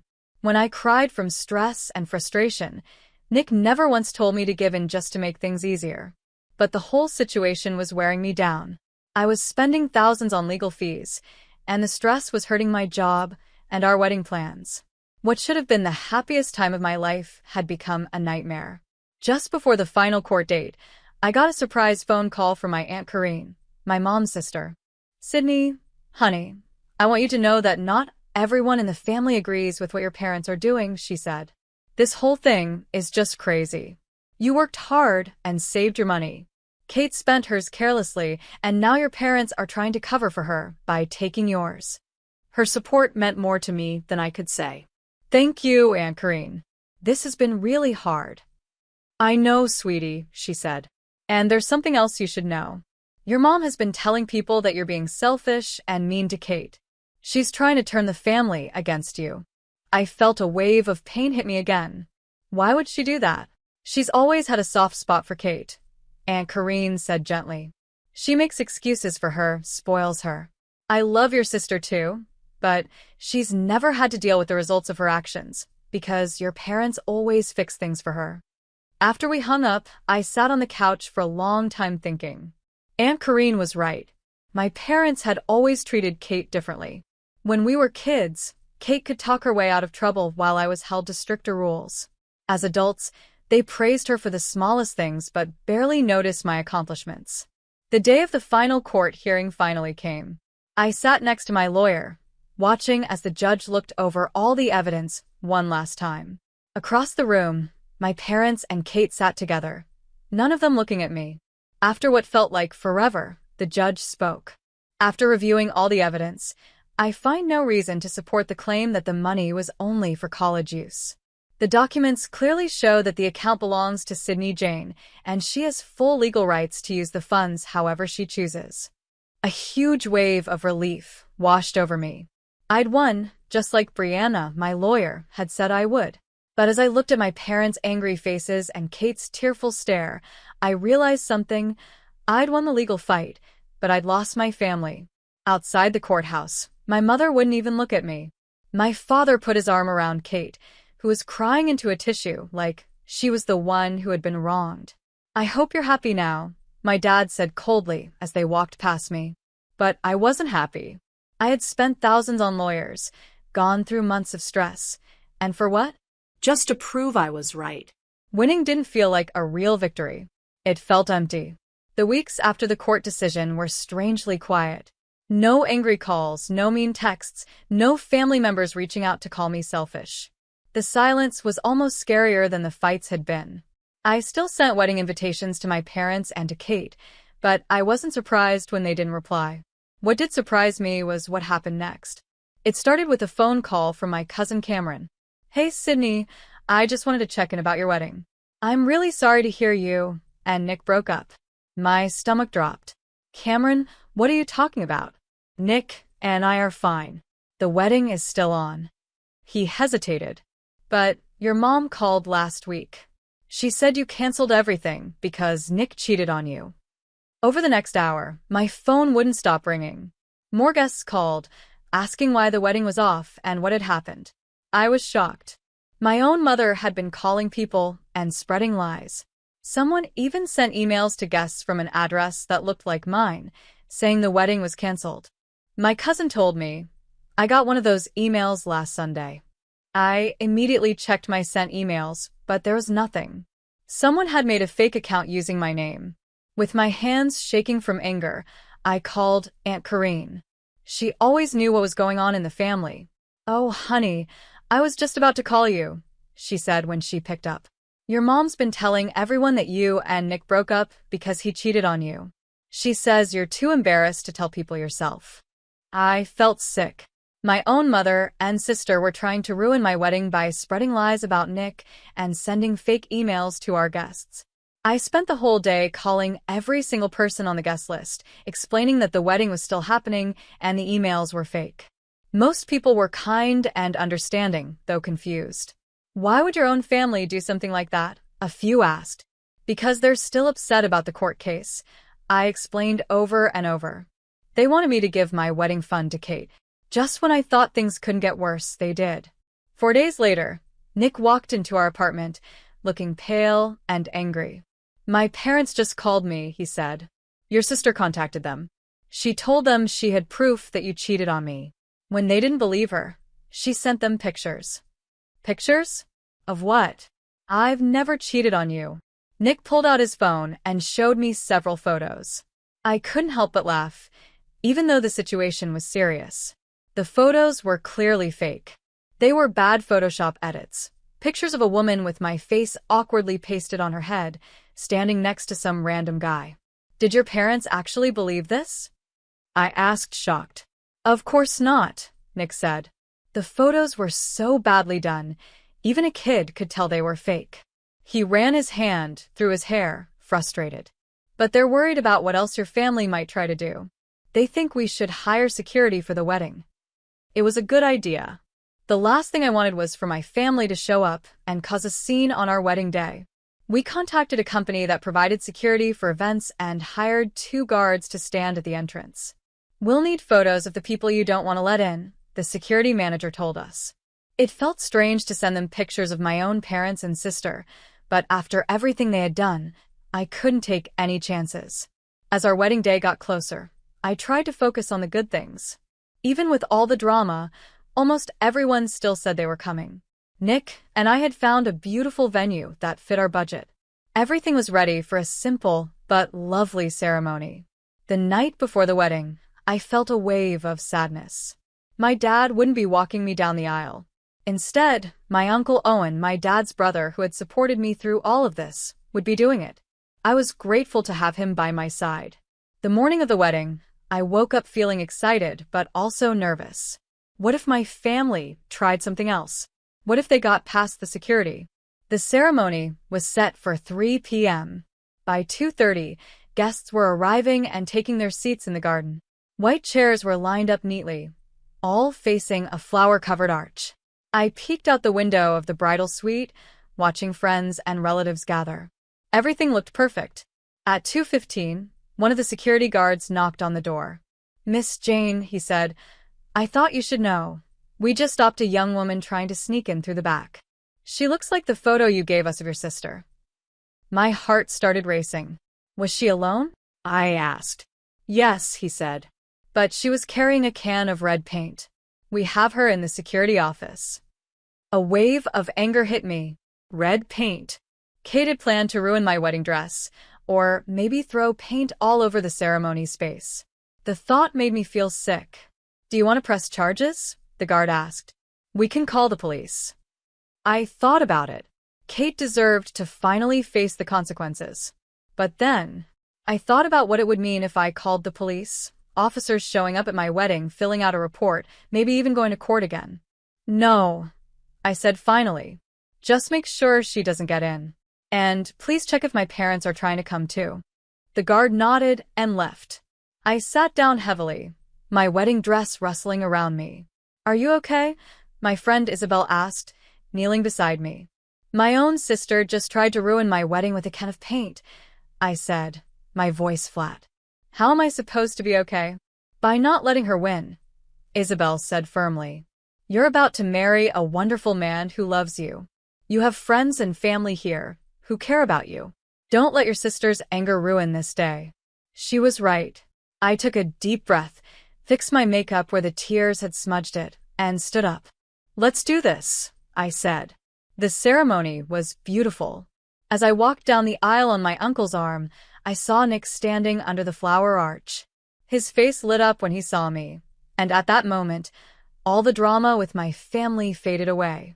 This was our day, and nothing could take that from us. We exchanged our vows, promising to love and support each other through good times and bad. When Nick slipped the ring onto my finger and the officiant announced us as husband and wife, I felt pure joy. The reception was everything we hoped for: great food, fun music, and people who truly cared about us. Several guests mentioned how lovely everything was, even with all the drama they had heard about. As the night came to an end and Nick and I got ready to leave for our honeymoon, I couldn't help but wonder, what was Kate thinking, bringing paint to ruin my wedding? How had things between us gotten so bad? Had she always been this jealous of me? But I pushed those thoughts away. As Nick and I ran through a shower of rice to our waiting car, I told myself this was a fresh start. This was the beginning of our new life together, and I wouldn't let my family's bitterness take that away. Our honeymoon was just what we needed: 3 peaceful weeks on a sunny beach, far away from all the drama. When we got back, I was ready to move forward, to focus on our future and leave the past behind. A month after our wedding, I ran into my cousin Alyssa at the grocery store. Did you hear about Kate's wedding? She asked. I shook my head. We're not really talking. Your parents took out a big loan to pay for it, she said. It's going to be at the Grand Hotel downtown, super fancy. They're flying in a chef from Pittsburgh, hiring a string quartet, the whole deal. I couldn't help but laugh. Of course, they were going all out for Kate's wedding, even if it meant going into debt. Are you going if she invites you? Alyssa asked. After she tried to ruin my wedding with a can of paint? Not a chance. But no invitation ever came, and that was fine with me. Through family gossip, I heard that many relatives chose not to go to Kate's wedding. They were uncomfortable with how my parents and sister had treated me. Life moved on. Nick and I used the wedding fund exactly as we planned. We had our small, beautiful wedding and used the rest for a down payment on a nice apartment. With both our incomes, the mortgage was affordable and we were building equity instead of wasting money on rent. Sometimes I thought about calling my parents, especially around holidays or my birthday, when their absence fell harder. But then I'd remember the way my mom looked at me in court, or how Kate tried to ruin my wedding day. And the feeling would pass. They'd have to truly apologize first. I told Nick when he asked if I'd ever consider making peace. And I don't think that's going to happen. Kate's wedding came and went. From what I heard, it was just as over the top as expected. But a lot of family members didn't go. My parents spent a ton of money they didn't really have trying to give Kate her dream wedding, and it only made their financial problems worse. 7 months after our wedding, Nick got a promotion at work. We celebrated by finally taking a weekend to set up the guest room.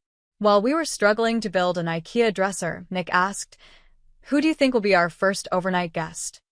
I thought for a moment. Maybe one day my parents would come around. Maybe Kate would grow up and realize how wrong she had been. But I wasn't counting on it. Whoever it is, I said, there'll be people who truly care about us. As Nick and I settled into our new home and our life together, I knew we were exactly where we were meant to be. I realized something important. Family isn't just about being related by blood. It's about being surrounded by people who support you, respect you, and want what's best for you. My parents and sister chose greed and bitterness instead of keeping a good relationship with me. That hurt, but I had come to accept it. I had Nick. I had friends who stood by me. I had extended family who saw how unfair the situation had been. Most importantly, I had stayed true to myself. I didn't give in to their pressure or let them control me. Nick and I used the money from my fund just like we planned to start our married life with a strong foundation. As I looked around our new apartment and the life we were building together, I knew I had made the right choice. That wedding fund gave us more than a place to live. It gave us freedom, stability, and a future we built ourselves. And that was something I would never trade, not even for my family's approval.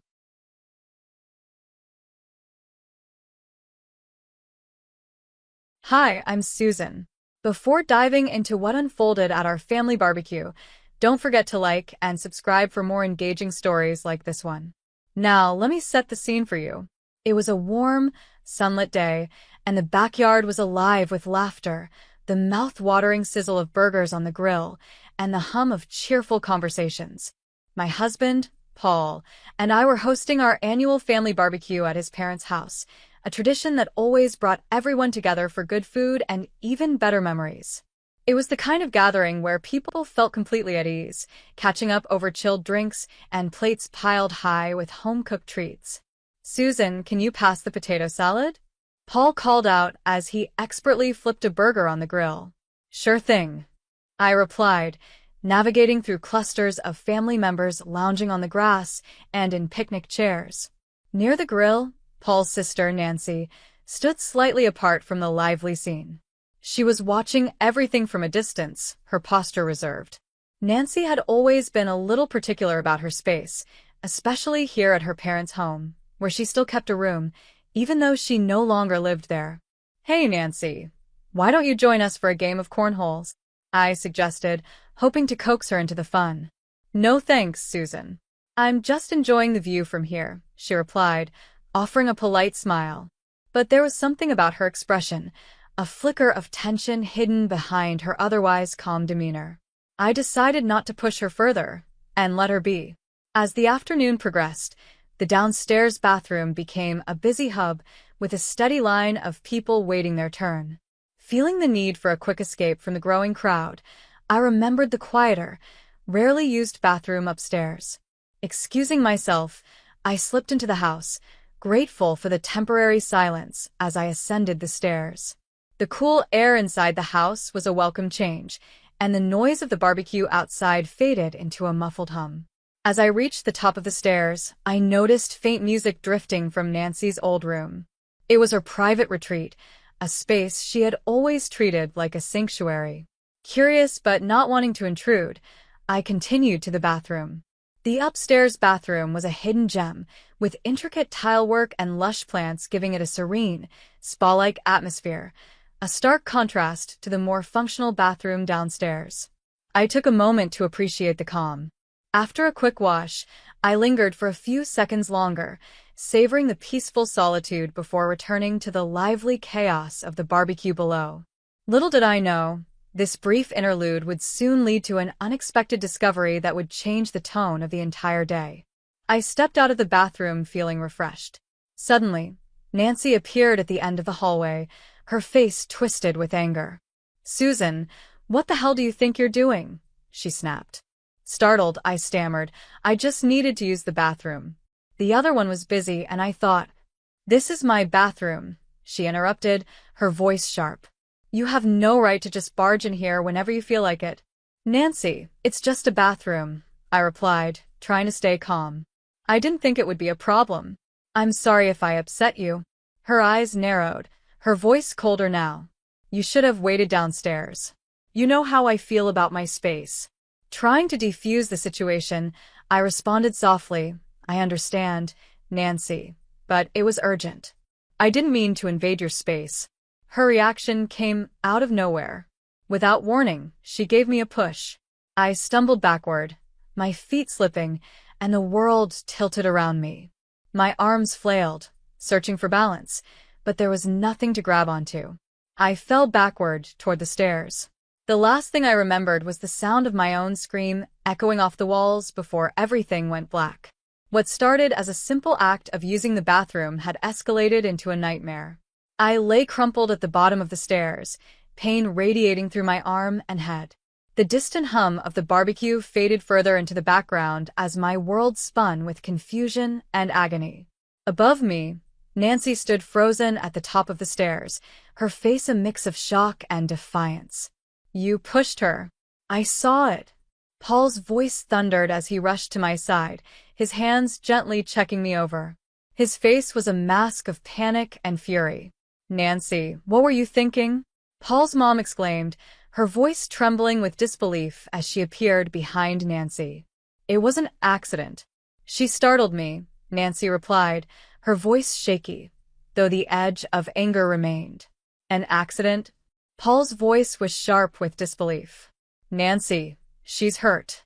His concern turned into anger as he cradled my head gently in his lap. Nancy's tone turned defensive. "I told her not to use my bathroom. She never listens."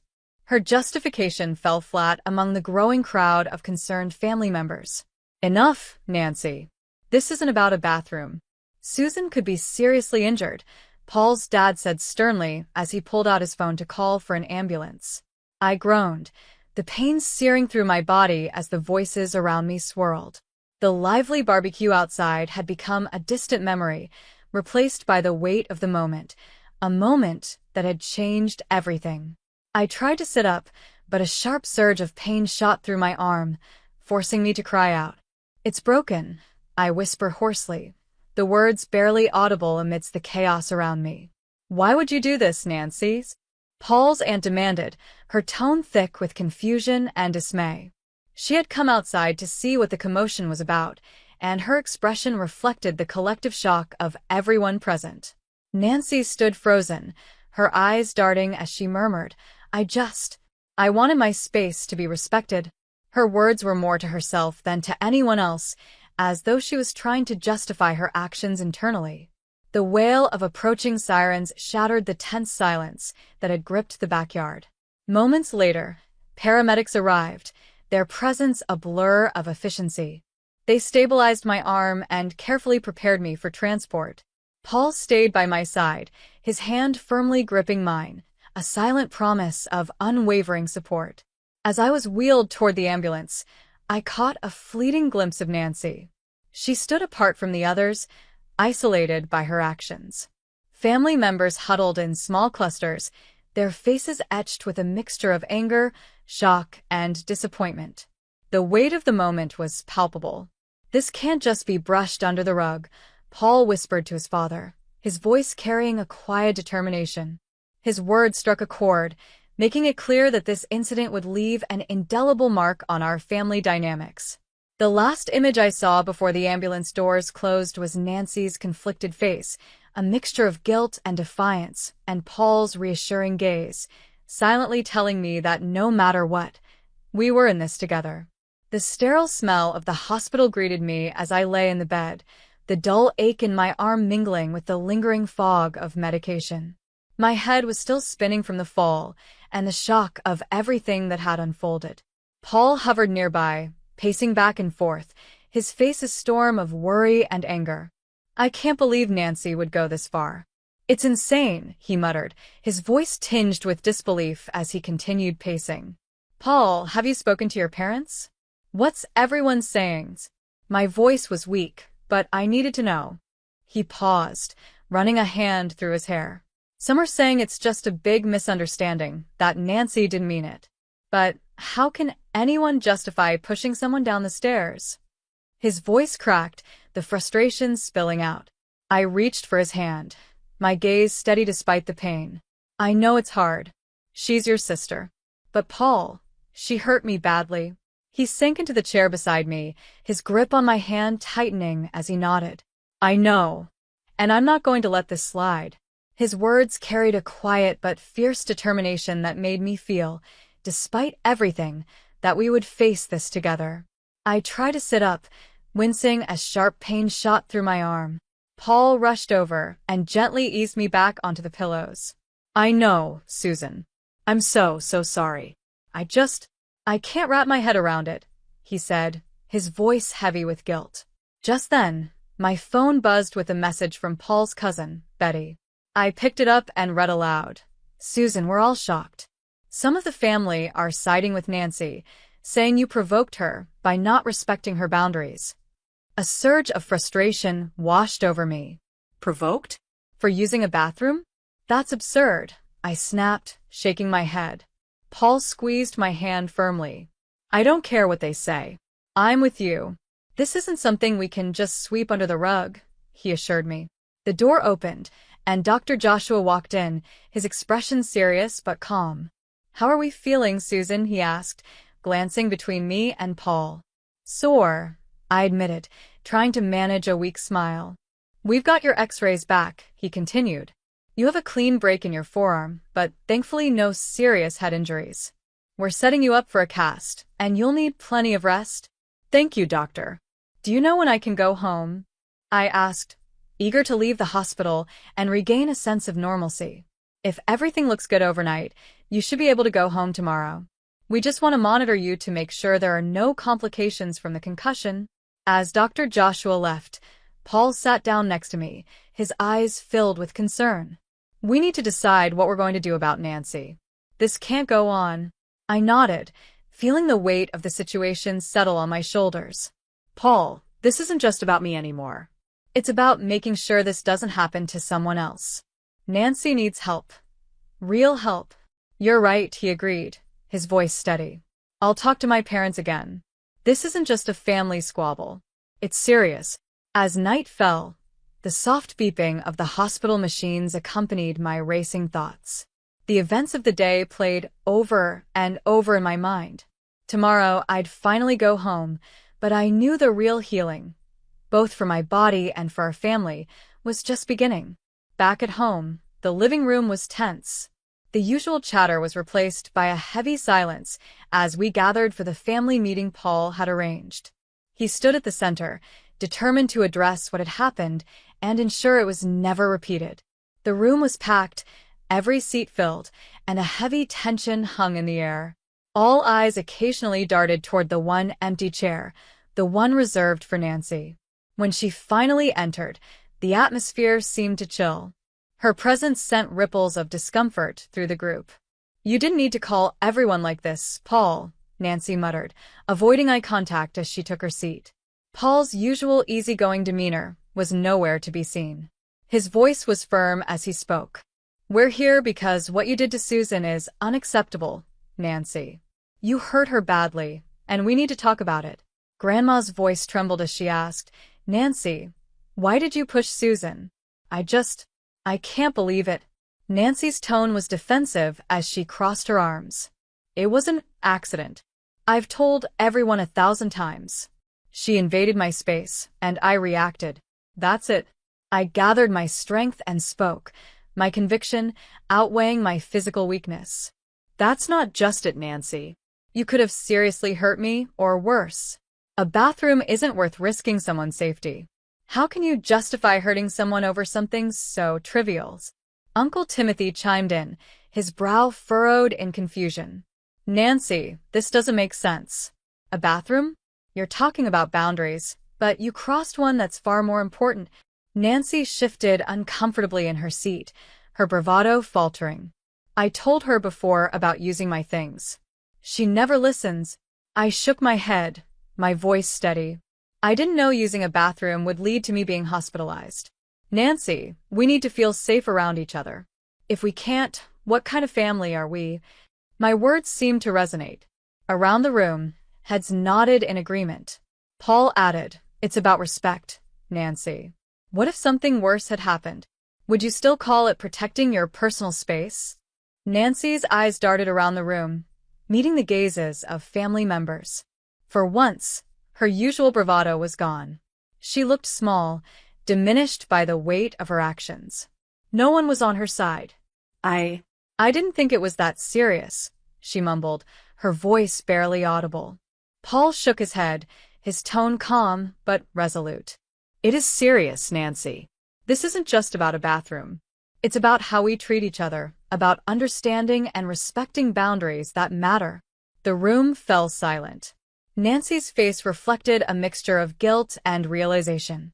This wasn't something that could be brushed off or forgotten. It was a moment of reckoning, not just for her, but for the entire family. I kept my gaze steady on Nancy, refusing to back down. "You all are making this a bigger deal than it needs to be," she said, her voice sharp and defensive. She abruptly stood, her chair clattering loudly as it fell backward.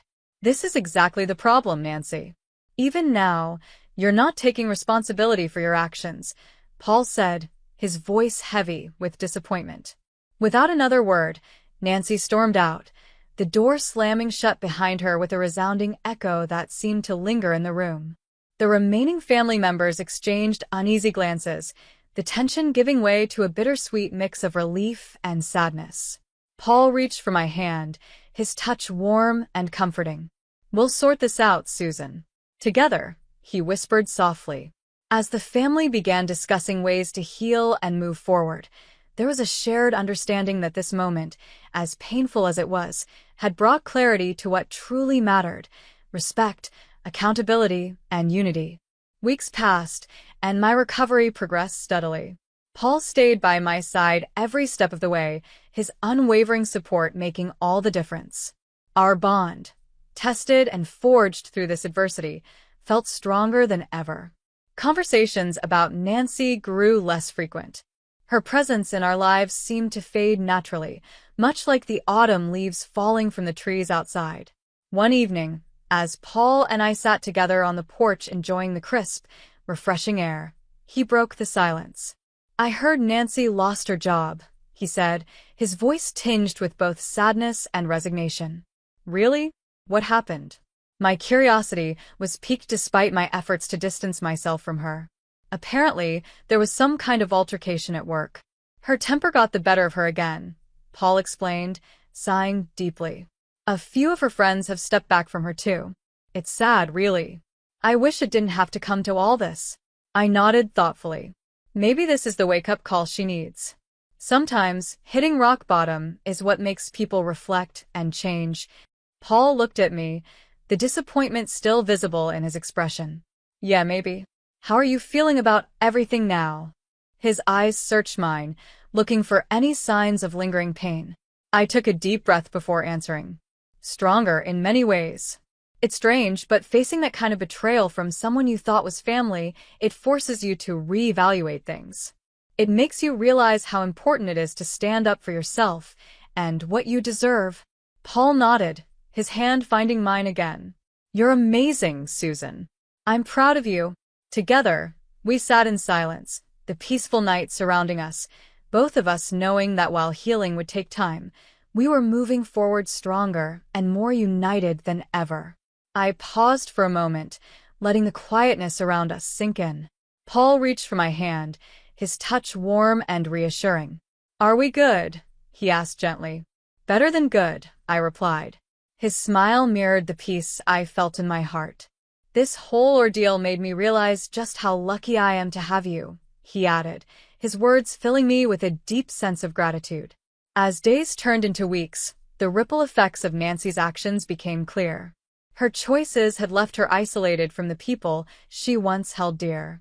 It was a harsh reality, but one she brought upon herself. One afternoon, my mom called. I just wanted to check on you, sweetheart, and tell you that we've all learned a lot from what happened. It's brought us closer and reminded us of what's truly important. I feel the same way, Mom, I said, my voice firm with conviction. It's been a tough lesson, but a necessary one. Reflecting on everything, I recognized how vital self-respect and personal boundaries are. The situation with Nancy had tested my resolve, but it also highlighted the resilience of not just an individual, but a family determined to address toxic behavior head-on. Sitting beside Paul, I felt an overwhelming sense of gratitude. Life would move forward, and while the scars of the past remained, they stood as reminders of battles fought and won against negativity, against toxicity.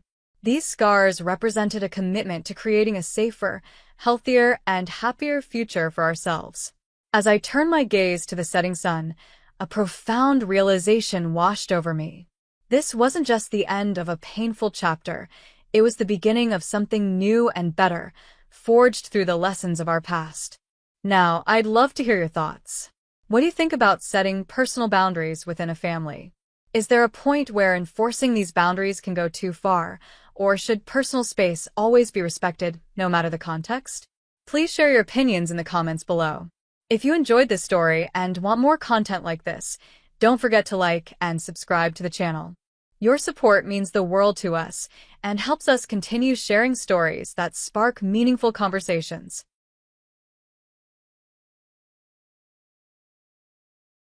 My name is Anna, and I just turned 19 when everything started falling apart. Growing up, I thought my family was pretty normal. It was just me, my younger brother who's 6 years younger than me, and our parents. Dad worked as a manager at my mom's family business, a company my grandfather built from scratch. It started as a small chain of coffee shops and eventually became a big, well-known coffee company.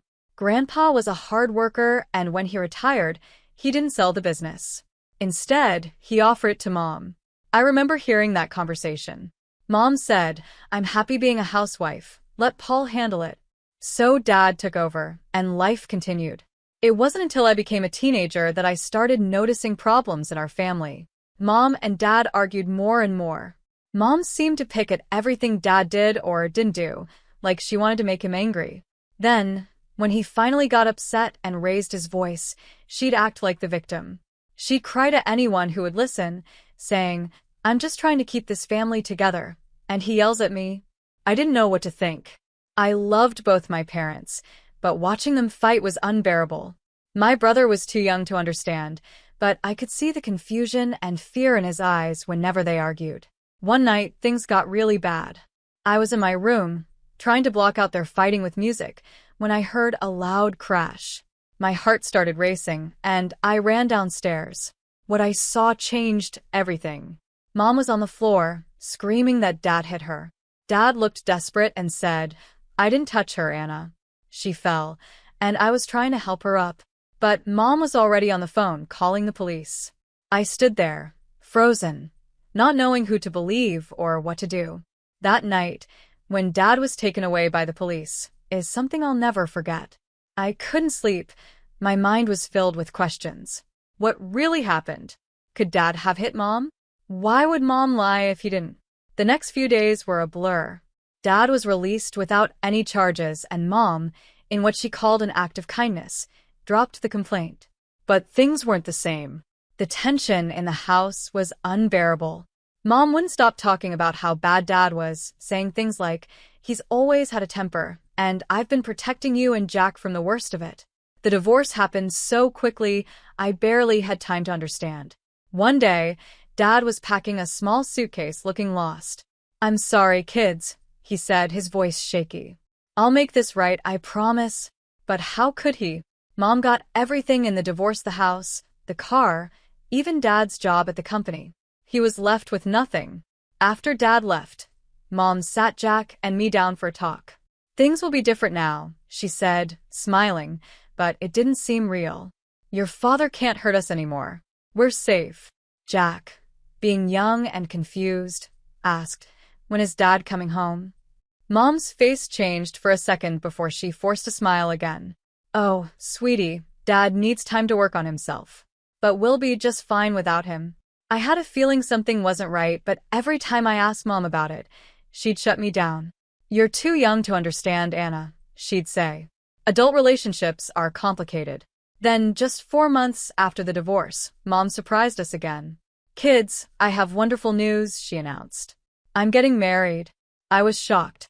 "Married? But it's only been 4 months. Mom cut me off, saying, "When you find true love, you just know." Billy and I, it was love at first sight. I felt sick. How could she move on so fast? What about Dad? What about us? Billy, my new stepdad, moved in soon after. He was okay, I guess. He didn't pay much attention to me, but he and Jack got along well. They'd laugh and play video games together, and I felt even more left out. Meanwhile, Mom took over the family company and brought Billy in to work with her. They were always talking about business and making plans while Jack and I faded into the background. I felt lost, stuck between the family we used to be and this new life I didn't know how to accept. Watching Mom and Billy act all lovey-dovey at the dinner table, with Jack happily chatting away, made me feel like I didn't belong. I couldn't stop wondering where I fit in now and what really happened between Mom and Dad. Just when I thought things couldn't get any more complicated, Mom dropped another surprise on us. She and Billy decided to move the company's main office to another city, which they said would be better for business. They were going to transfer all the money to this new part of the company.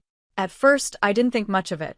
Sure, moving would be hard, but at least we'd be together, right? Wrong. One evening, while I was doing my homework, Mom knocked on my door. "Anna, honey, you know Billy and I are moving for work, right?" "Yeah, when do we leave?" I asked, already thinking about packing. Mom's face changed in a way I didn't understand. "That's the thing, sweetie. The new house isn't very big, and since you're almost done with high school, we thought it would be better if you stayed here." I felt like I'd been punched. "Stay here? What about Jack?" "Jack's younger. He needs us more," Mom said quickly. "Besides, you wouldn't want to switch schools right before your exams, would you? We think it's best if you stay with your grandpa." I couldn't believe it. They were leaving me behind. "But Mom, I want to be with you and Jack. Can't we find a bigger place?" Mom's tone became firm. "Anna, this decision is final. It's for the best. Trust me." And just like that, my world flipped upside down again. Within weeks, Mom, Billy, and Jack were gone, and I moved in with Grandpa. Don't get me wrong, Grandpa is great, but I felt abandoned, like I didn't fit in their new life anymore. Not long after, my 20th birthday came. I foolishly hoped that maybe Mom and Billy would come back for it, but no, they were too busy with work. Grandpa, bless him, threw me a party and let me invite my friends. It wasn't the same, but I appreciated it. The morning after my birthday, Grandpa called me into his office. He looked serious as he handed me a small folder. "Happy birthday, Anna," he said with a smile. "This is my gift to you, now that you're of age." Confused, I opened the folder and started reading the papers inside. My jaw dropped as I realized what they were. "Grandpa, this is..." He nodded, smiling. "That's right, kiddo. I'm giving you the company." I was stunned. Me, running a whole company at 20? But Grandpa, I don't know anything about running a business, I said. He chuckled. You've got potential, Anna. I see it in you. You'll learn, and I know you'll do great things. Then he got serious again. There's one more thing. I think you should reconnect with your father. Maybe bring him on as a consultant. He knows the business, and I think there are things you need to hear from him. I hesitated. After everything Mom had told me about Dad, I wasn't sure I wanted to see him. But Grandpa had never led me wrong before. I met Dad at a small cafe downtown. My stomach was in knots as I walked up to the table. Dad stood up, giving me a hesitant smile. He looked older and more tired than I remembered. Anna, he said, his voice warm but careful. I understand you're angry. Your mother probably told you a lot about me. Yeah, she did, I snapped. How you were abusive, how you hit her. How could you, Dad? He took a deep breath. Anna, what your mother told you isn't true. I need you to hear what really happened. For the next hour, Dad told me a story that left me shaken. He explained how Mom had deliberately provoked him, pushing his buttons until he couldn't take it anymore. The night I saw her on the floor, she had staged the whole thing. Your mother took back her police statement in exchange for me giving up everything in the divorce, Dad said, his voice full of pain. She set me up, Anna. She wanted it all, and she got it. I couldn't believe what I was hearing. But why would Mom do that? Why didn't you fight back? Dad pulled out his phone and played an audio recording. Mom's voice came through, cold and calculating. Paul, here's the deal. You leave quietly, sign everything over to me, and I'll drop the charges. Fight me, and I'll make sure everyone believes you're an abuser. Your choice. I felt sick. Dad, why didn't you use this in court? You could have proven you were innocent. He shook his head sadly. It wouldn't have changed anything, Anna. Your mother had already made up her mind. But more importantly, I didn't want to drag you through any more pain. You were already dealing with so much as a teenager. You needed support, not more family drama. Tears welled up in my eyes. Everything I thought I knew had been a lie. I'm so sorry, Dad. I should have trusted you. Dad reached across the table and squeezed my hand. It's okay, sweetheart. I'm sorry, too. I know I worked too much when you were younger. I should have been there more, Dad said quietly. We sat in silence for a moment, both thinking about everything that had just been said. Then, wiping my eyes, I remembered why I had reached out to him in the first place. Dad, there's something else I need to tell you, I said, my voice shaky but determined. Grandpa. He gave me the company for my 20th birthday. Dad's eyes widened in surprise, then softened with pride. Anna, that's incredible. Your grandfather always had a good eye for potential. He must see great things in you. His words filled me with warmth, but I still felt uncertain. But Dad, I don't know anything about running a company. I need help. Without missing a beat, Dad smiled. I'd be honored to help you, free of charge. I'll guide you through everything you need to know. As we continued talking, making plans for the future, I felt a mix of emotions: anger at Mom for her lies, sadness for what our family had lost, but also hope. Maybe, with Dad's help and Grandpa's trust in me, I could turn this unexpected gift into something great. The months flew by, and I settled into my new life with Grandpa. Before I knew it, I was wearing a cap and gown, graduating high school with honors. It felt strange walking across the stage without Mom, Billy, or Jack in the audience, but seeing Grandpa's proud smile and having Dad there made up for it. After graduation, I threw myself into preparing for college. Thanks to my grades and activities, I earned a full scholarship. I decided to major in business management. After all, I had a company to run now. The day I got my acceptance letter, Grandpa insisted we celebrate with some cake and a toast to the future. We were enjoying our second slice when the doorbell rang. Grandpa frowned. Were you expecting anyone? I shook my head, just as confused.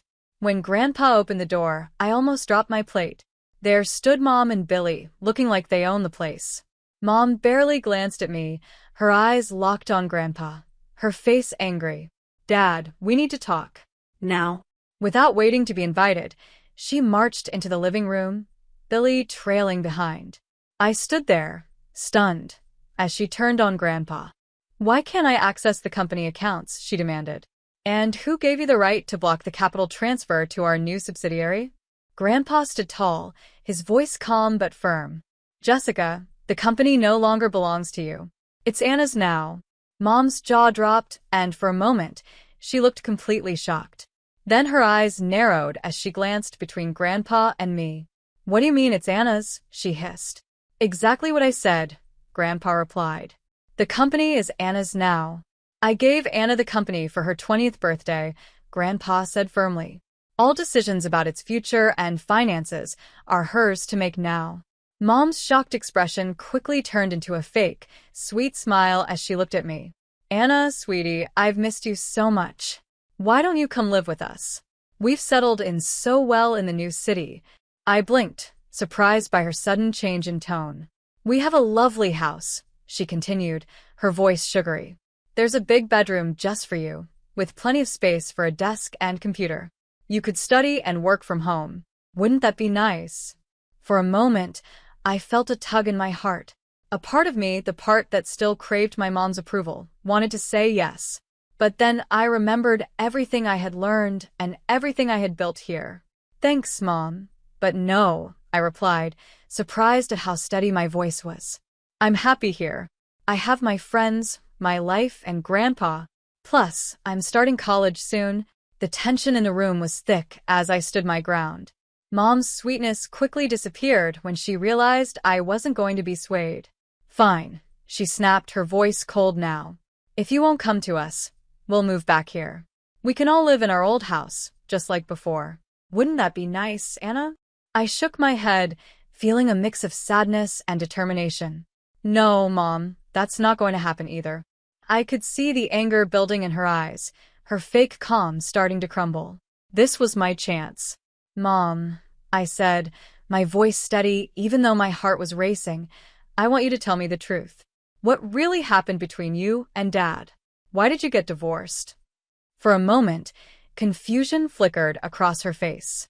Then, right on cue, tears welled up in her eyes. Oh, Anna, she sobbed, your father was so cruel. He insulted me, and he even hit me. I had to leave to protect myself. To protect you and Jack. A surge of anger rushed through me. Stop it, Mom, I said firmly. I know what really happened. I know you set Dad up. You framed him so you could divorce him and take everything. The tears vanished from Mom's face in an instant, replaced by a cold, furious look I'd never seen before. How dare you, she hissed. You ungrateful child. You have no right to meddle in my personal life. She turned to Grandpa, her voice rising. Everything here belongs to me. I decide who lives where and who gets what, Mom snapped, turning toward me again. You will come home right now, Anna, and you will hand over that company to me, where it belongs. I stood there, shocked by the harshness in her voice. Grandpa stepped forward, his face full of disappointment and anger. That's enough, Jessica, he said, his voice calm but strong. You seem to have forgotten a few important things. This property, including your old house, belongs to me, not you. And the company now belongs to Anna. I gave it to her, and it's hers to manage as she sees fit. Mom's face turned pale, then red with anger. She opened her mouth to argue, but Grandpa cut her off. I've heard enough, he said firmly. I'm ashamed of you, Jessica. I raised you better than this. Now, I think it's time for you and Billy to leave. You can't kick us out. Mom screamed. I'm your daughters. Grandpa's expression was unshaken. And Anna is my granddaughter, a granddaughter who has shown more strength and integrity in the past few months than you have in years. Now leave, both of you. I watched as a storm of emotions swirled inside me while Grandpa led Mom and Billy to the door. Mom's face was full of anger and disbelief as they left. When the sound of their car driving away faded, I sank onto the couch, feeling drained. Grandpa sat beside me, wrapping a comforting arm around my shoulders. As we sat in silence, I couldn't help but wonder what would happen next. The confrontation with Mom had been intense, but I knew it wasn't over. This was just the beginning of a new chapter in our complicated family story. The next morning, I woke to the sound of quiet voices downstairs. Curious, I crept down to find Grandpa and Dad deep in conversation in the study. "Anna," Dad said when he saw me. "Come in, sweetheart. We were just talking about you and Jack." I walked into the room, confused. "What about Jack?" I asked. Grandpa cleared his throat. "I've asked your father if he'd consider seeking custody of Jack." My eyes widened. "Really? But how?" Dad nodded, determination and hope in his eyes. "Your grandfather thinks we have a strong case, especially with what he's found out." Grandpa reached for a thick folder on his desk. "Anna, sit down. There's something you need to see." I opened the folder, and inside was a detailed report from a private investigator. As I read it, my world turned upside down again. "Mom was cheating on you," I said, looking at Dad, horrified. "With Billy. For years." Dad nodded grimly. "It seems so." Grandpa pointed to several documents, hotel receipts, gift records, old text messages. "Your mother and Billy were having an affair long before the divorce." "But how did the investigator find all this?" I asked, confused. Grandpa's eyes narrowed. "Billy made a big mistake. He threw away his old phone when he bought a new one. Our investigator was able to recover it, and it was full of information." I felt sick. But why go through all the drama with the divorce? Why accuse Dad of abuse? "That was Billy's idea," Grandpa said, his voice heavy. "According to their texts on that old phone, he suggested she frame your father for domestic violence. It was all a plan to make sure she got everything in the divorce." Tears filled my eyes, but Grandpa wasn't done. "There's more," he said, flipping to another part of the report. "That phone also revealed Billy's true identity. He's not who he claims to be. He's a con man, Anna. The phone had messages with other women. He targets wealthy women, marries them, and then disappears with their money." Suddenly, everything made sense. "That's why he wanted to move the company and transfer all the money." I gasped. "He was planning to steal it." Grandpa nodded seriously. "Exactly. And I've already confronted your mother with this evidence, but she refuses to believe it. She's in complete denial about who Billy really is and what he plans to do." I sat back, my head spinning. "What do we do now?" "We fight," Dad said firmly. "For Jack, for the company, for the truth." Grandpa nodded. "I've already contacted my lawyer. We're going to file for custody of Jack and take steps to protect the company." The next few months were a blur of legal battles and emotional stress.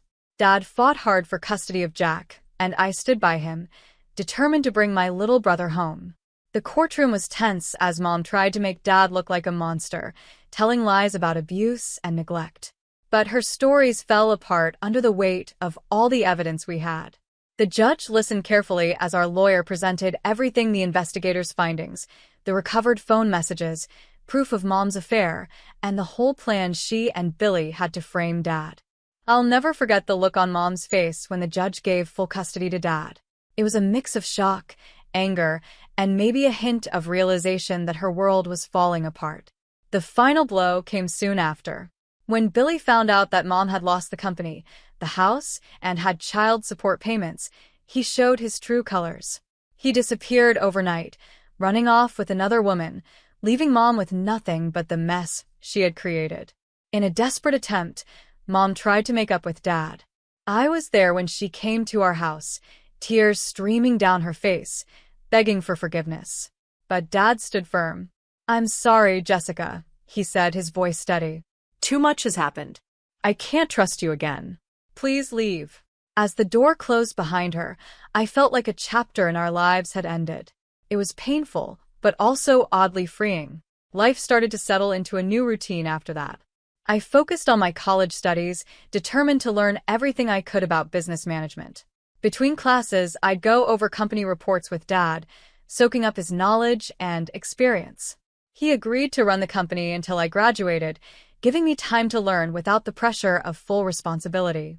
Jack, still too young to fully understand everything, thrived under Dad's care. It was heartwarming to see their relationship grow. Jack's face would light up when Dad came home from work, and we'd all play board games together on Sunday nights. We often visited Grandpa, who lived just a few blocks away, and Wednesday dinners became a special tradition. The four of us would gather around Grandpa's big oak table, sharing stories and laughter. Grandpa would tell us tales from his early days building the company, his eyes sparkling as I listened to every word. As I sit here now in my childhood bedroom, which feels like home again, I can't help but think about how much has changed. The path to this point was tough, full of betrayals and hard truths, but it also brought us here a family rebuilt, stronger and closer than ever. I know there will be challenges ahead. Running a company is no easy task, and the echoes of our family drama may linger for years. But I'm not afraid. With Dad, Jack, and Grandpa by my side, I feel ready for whatever the future brings.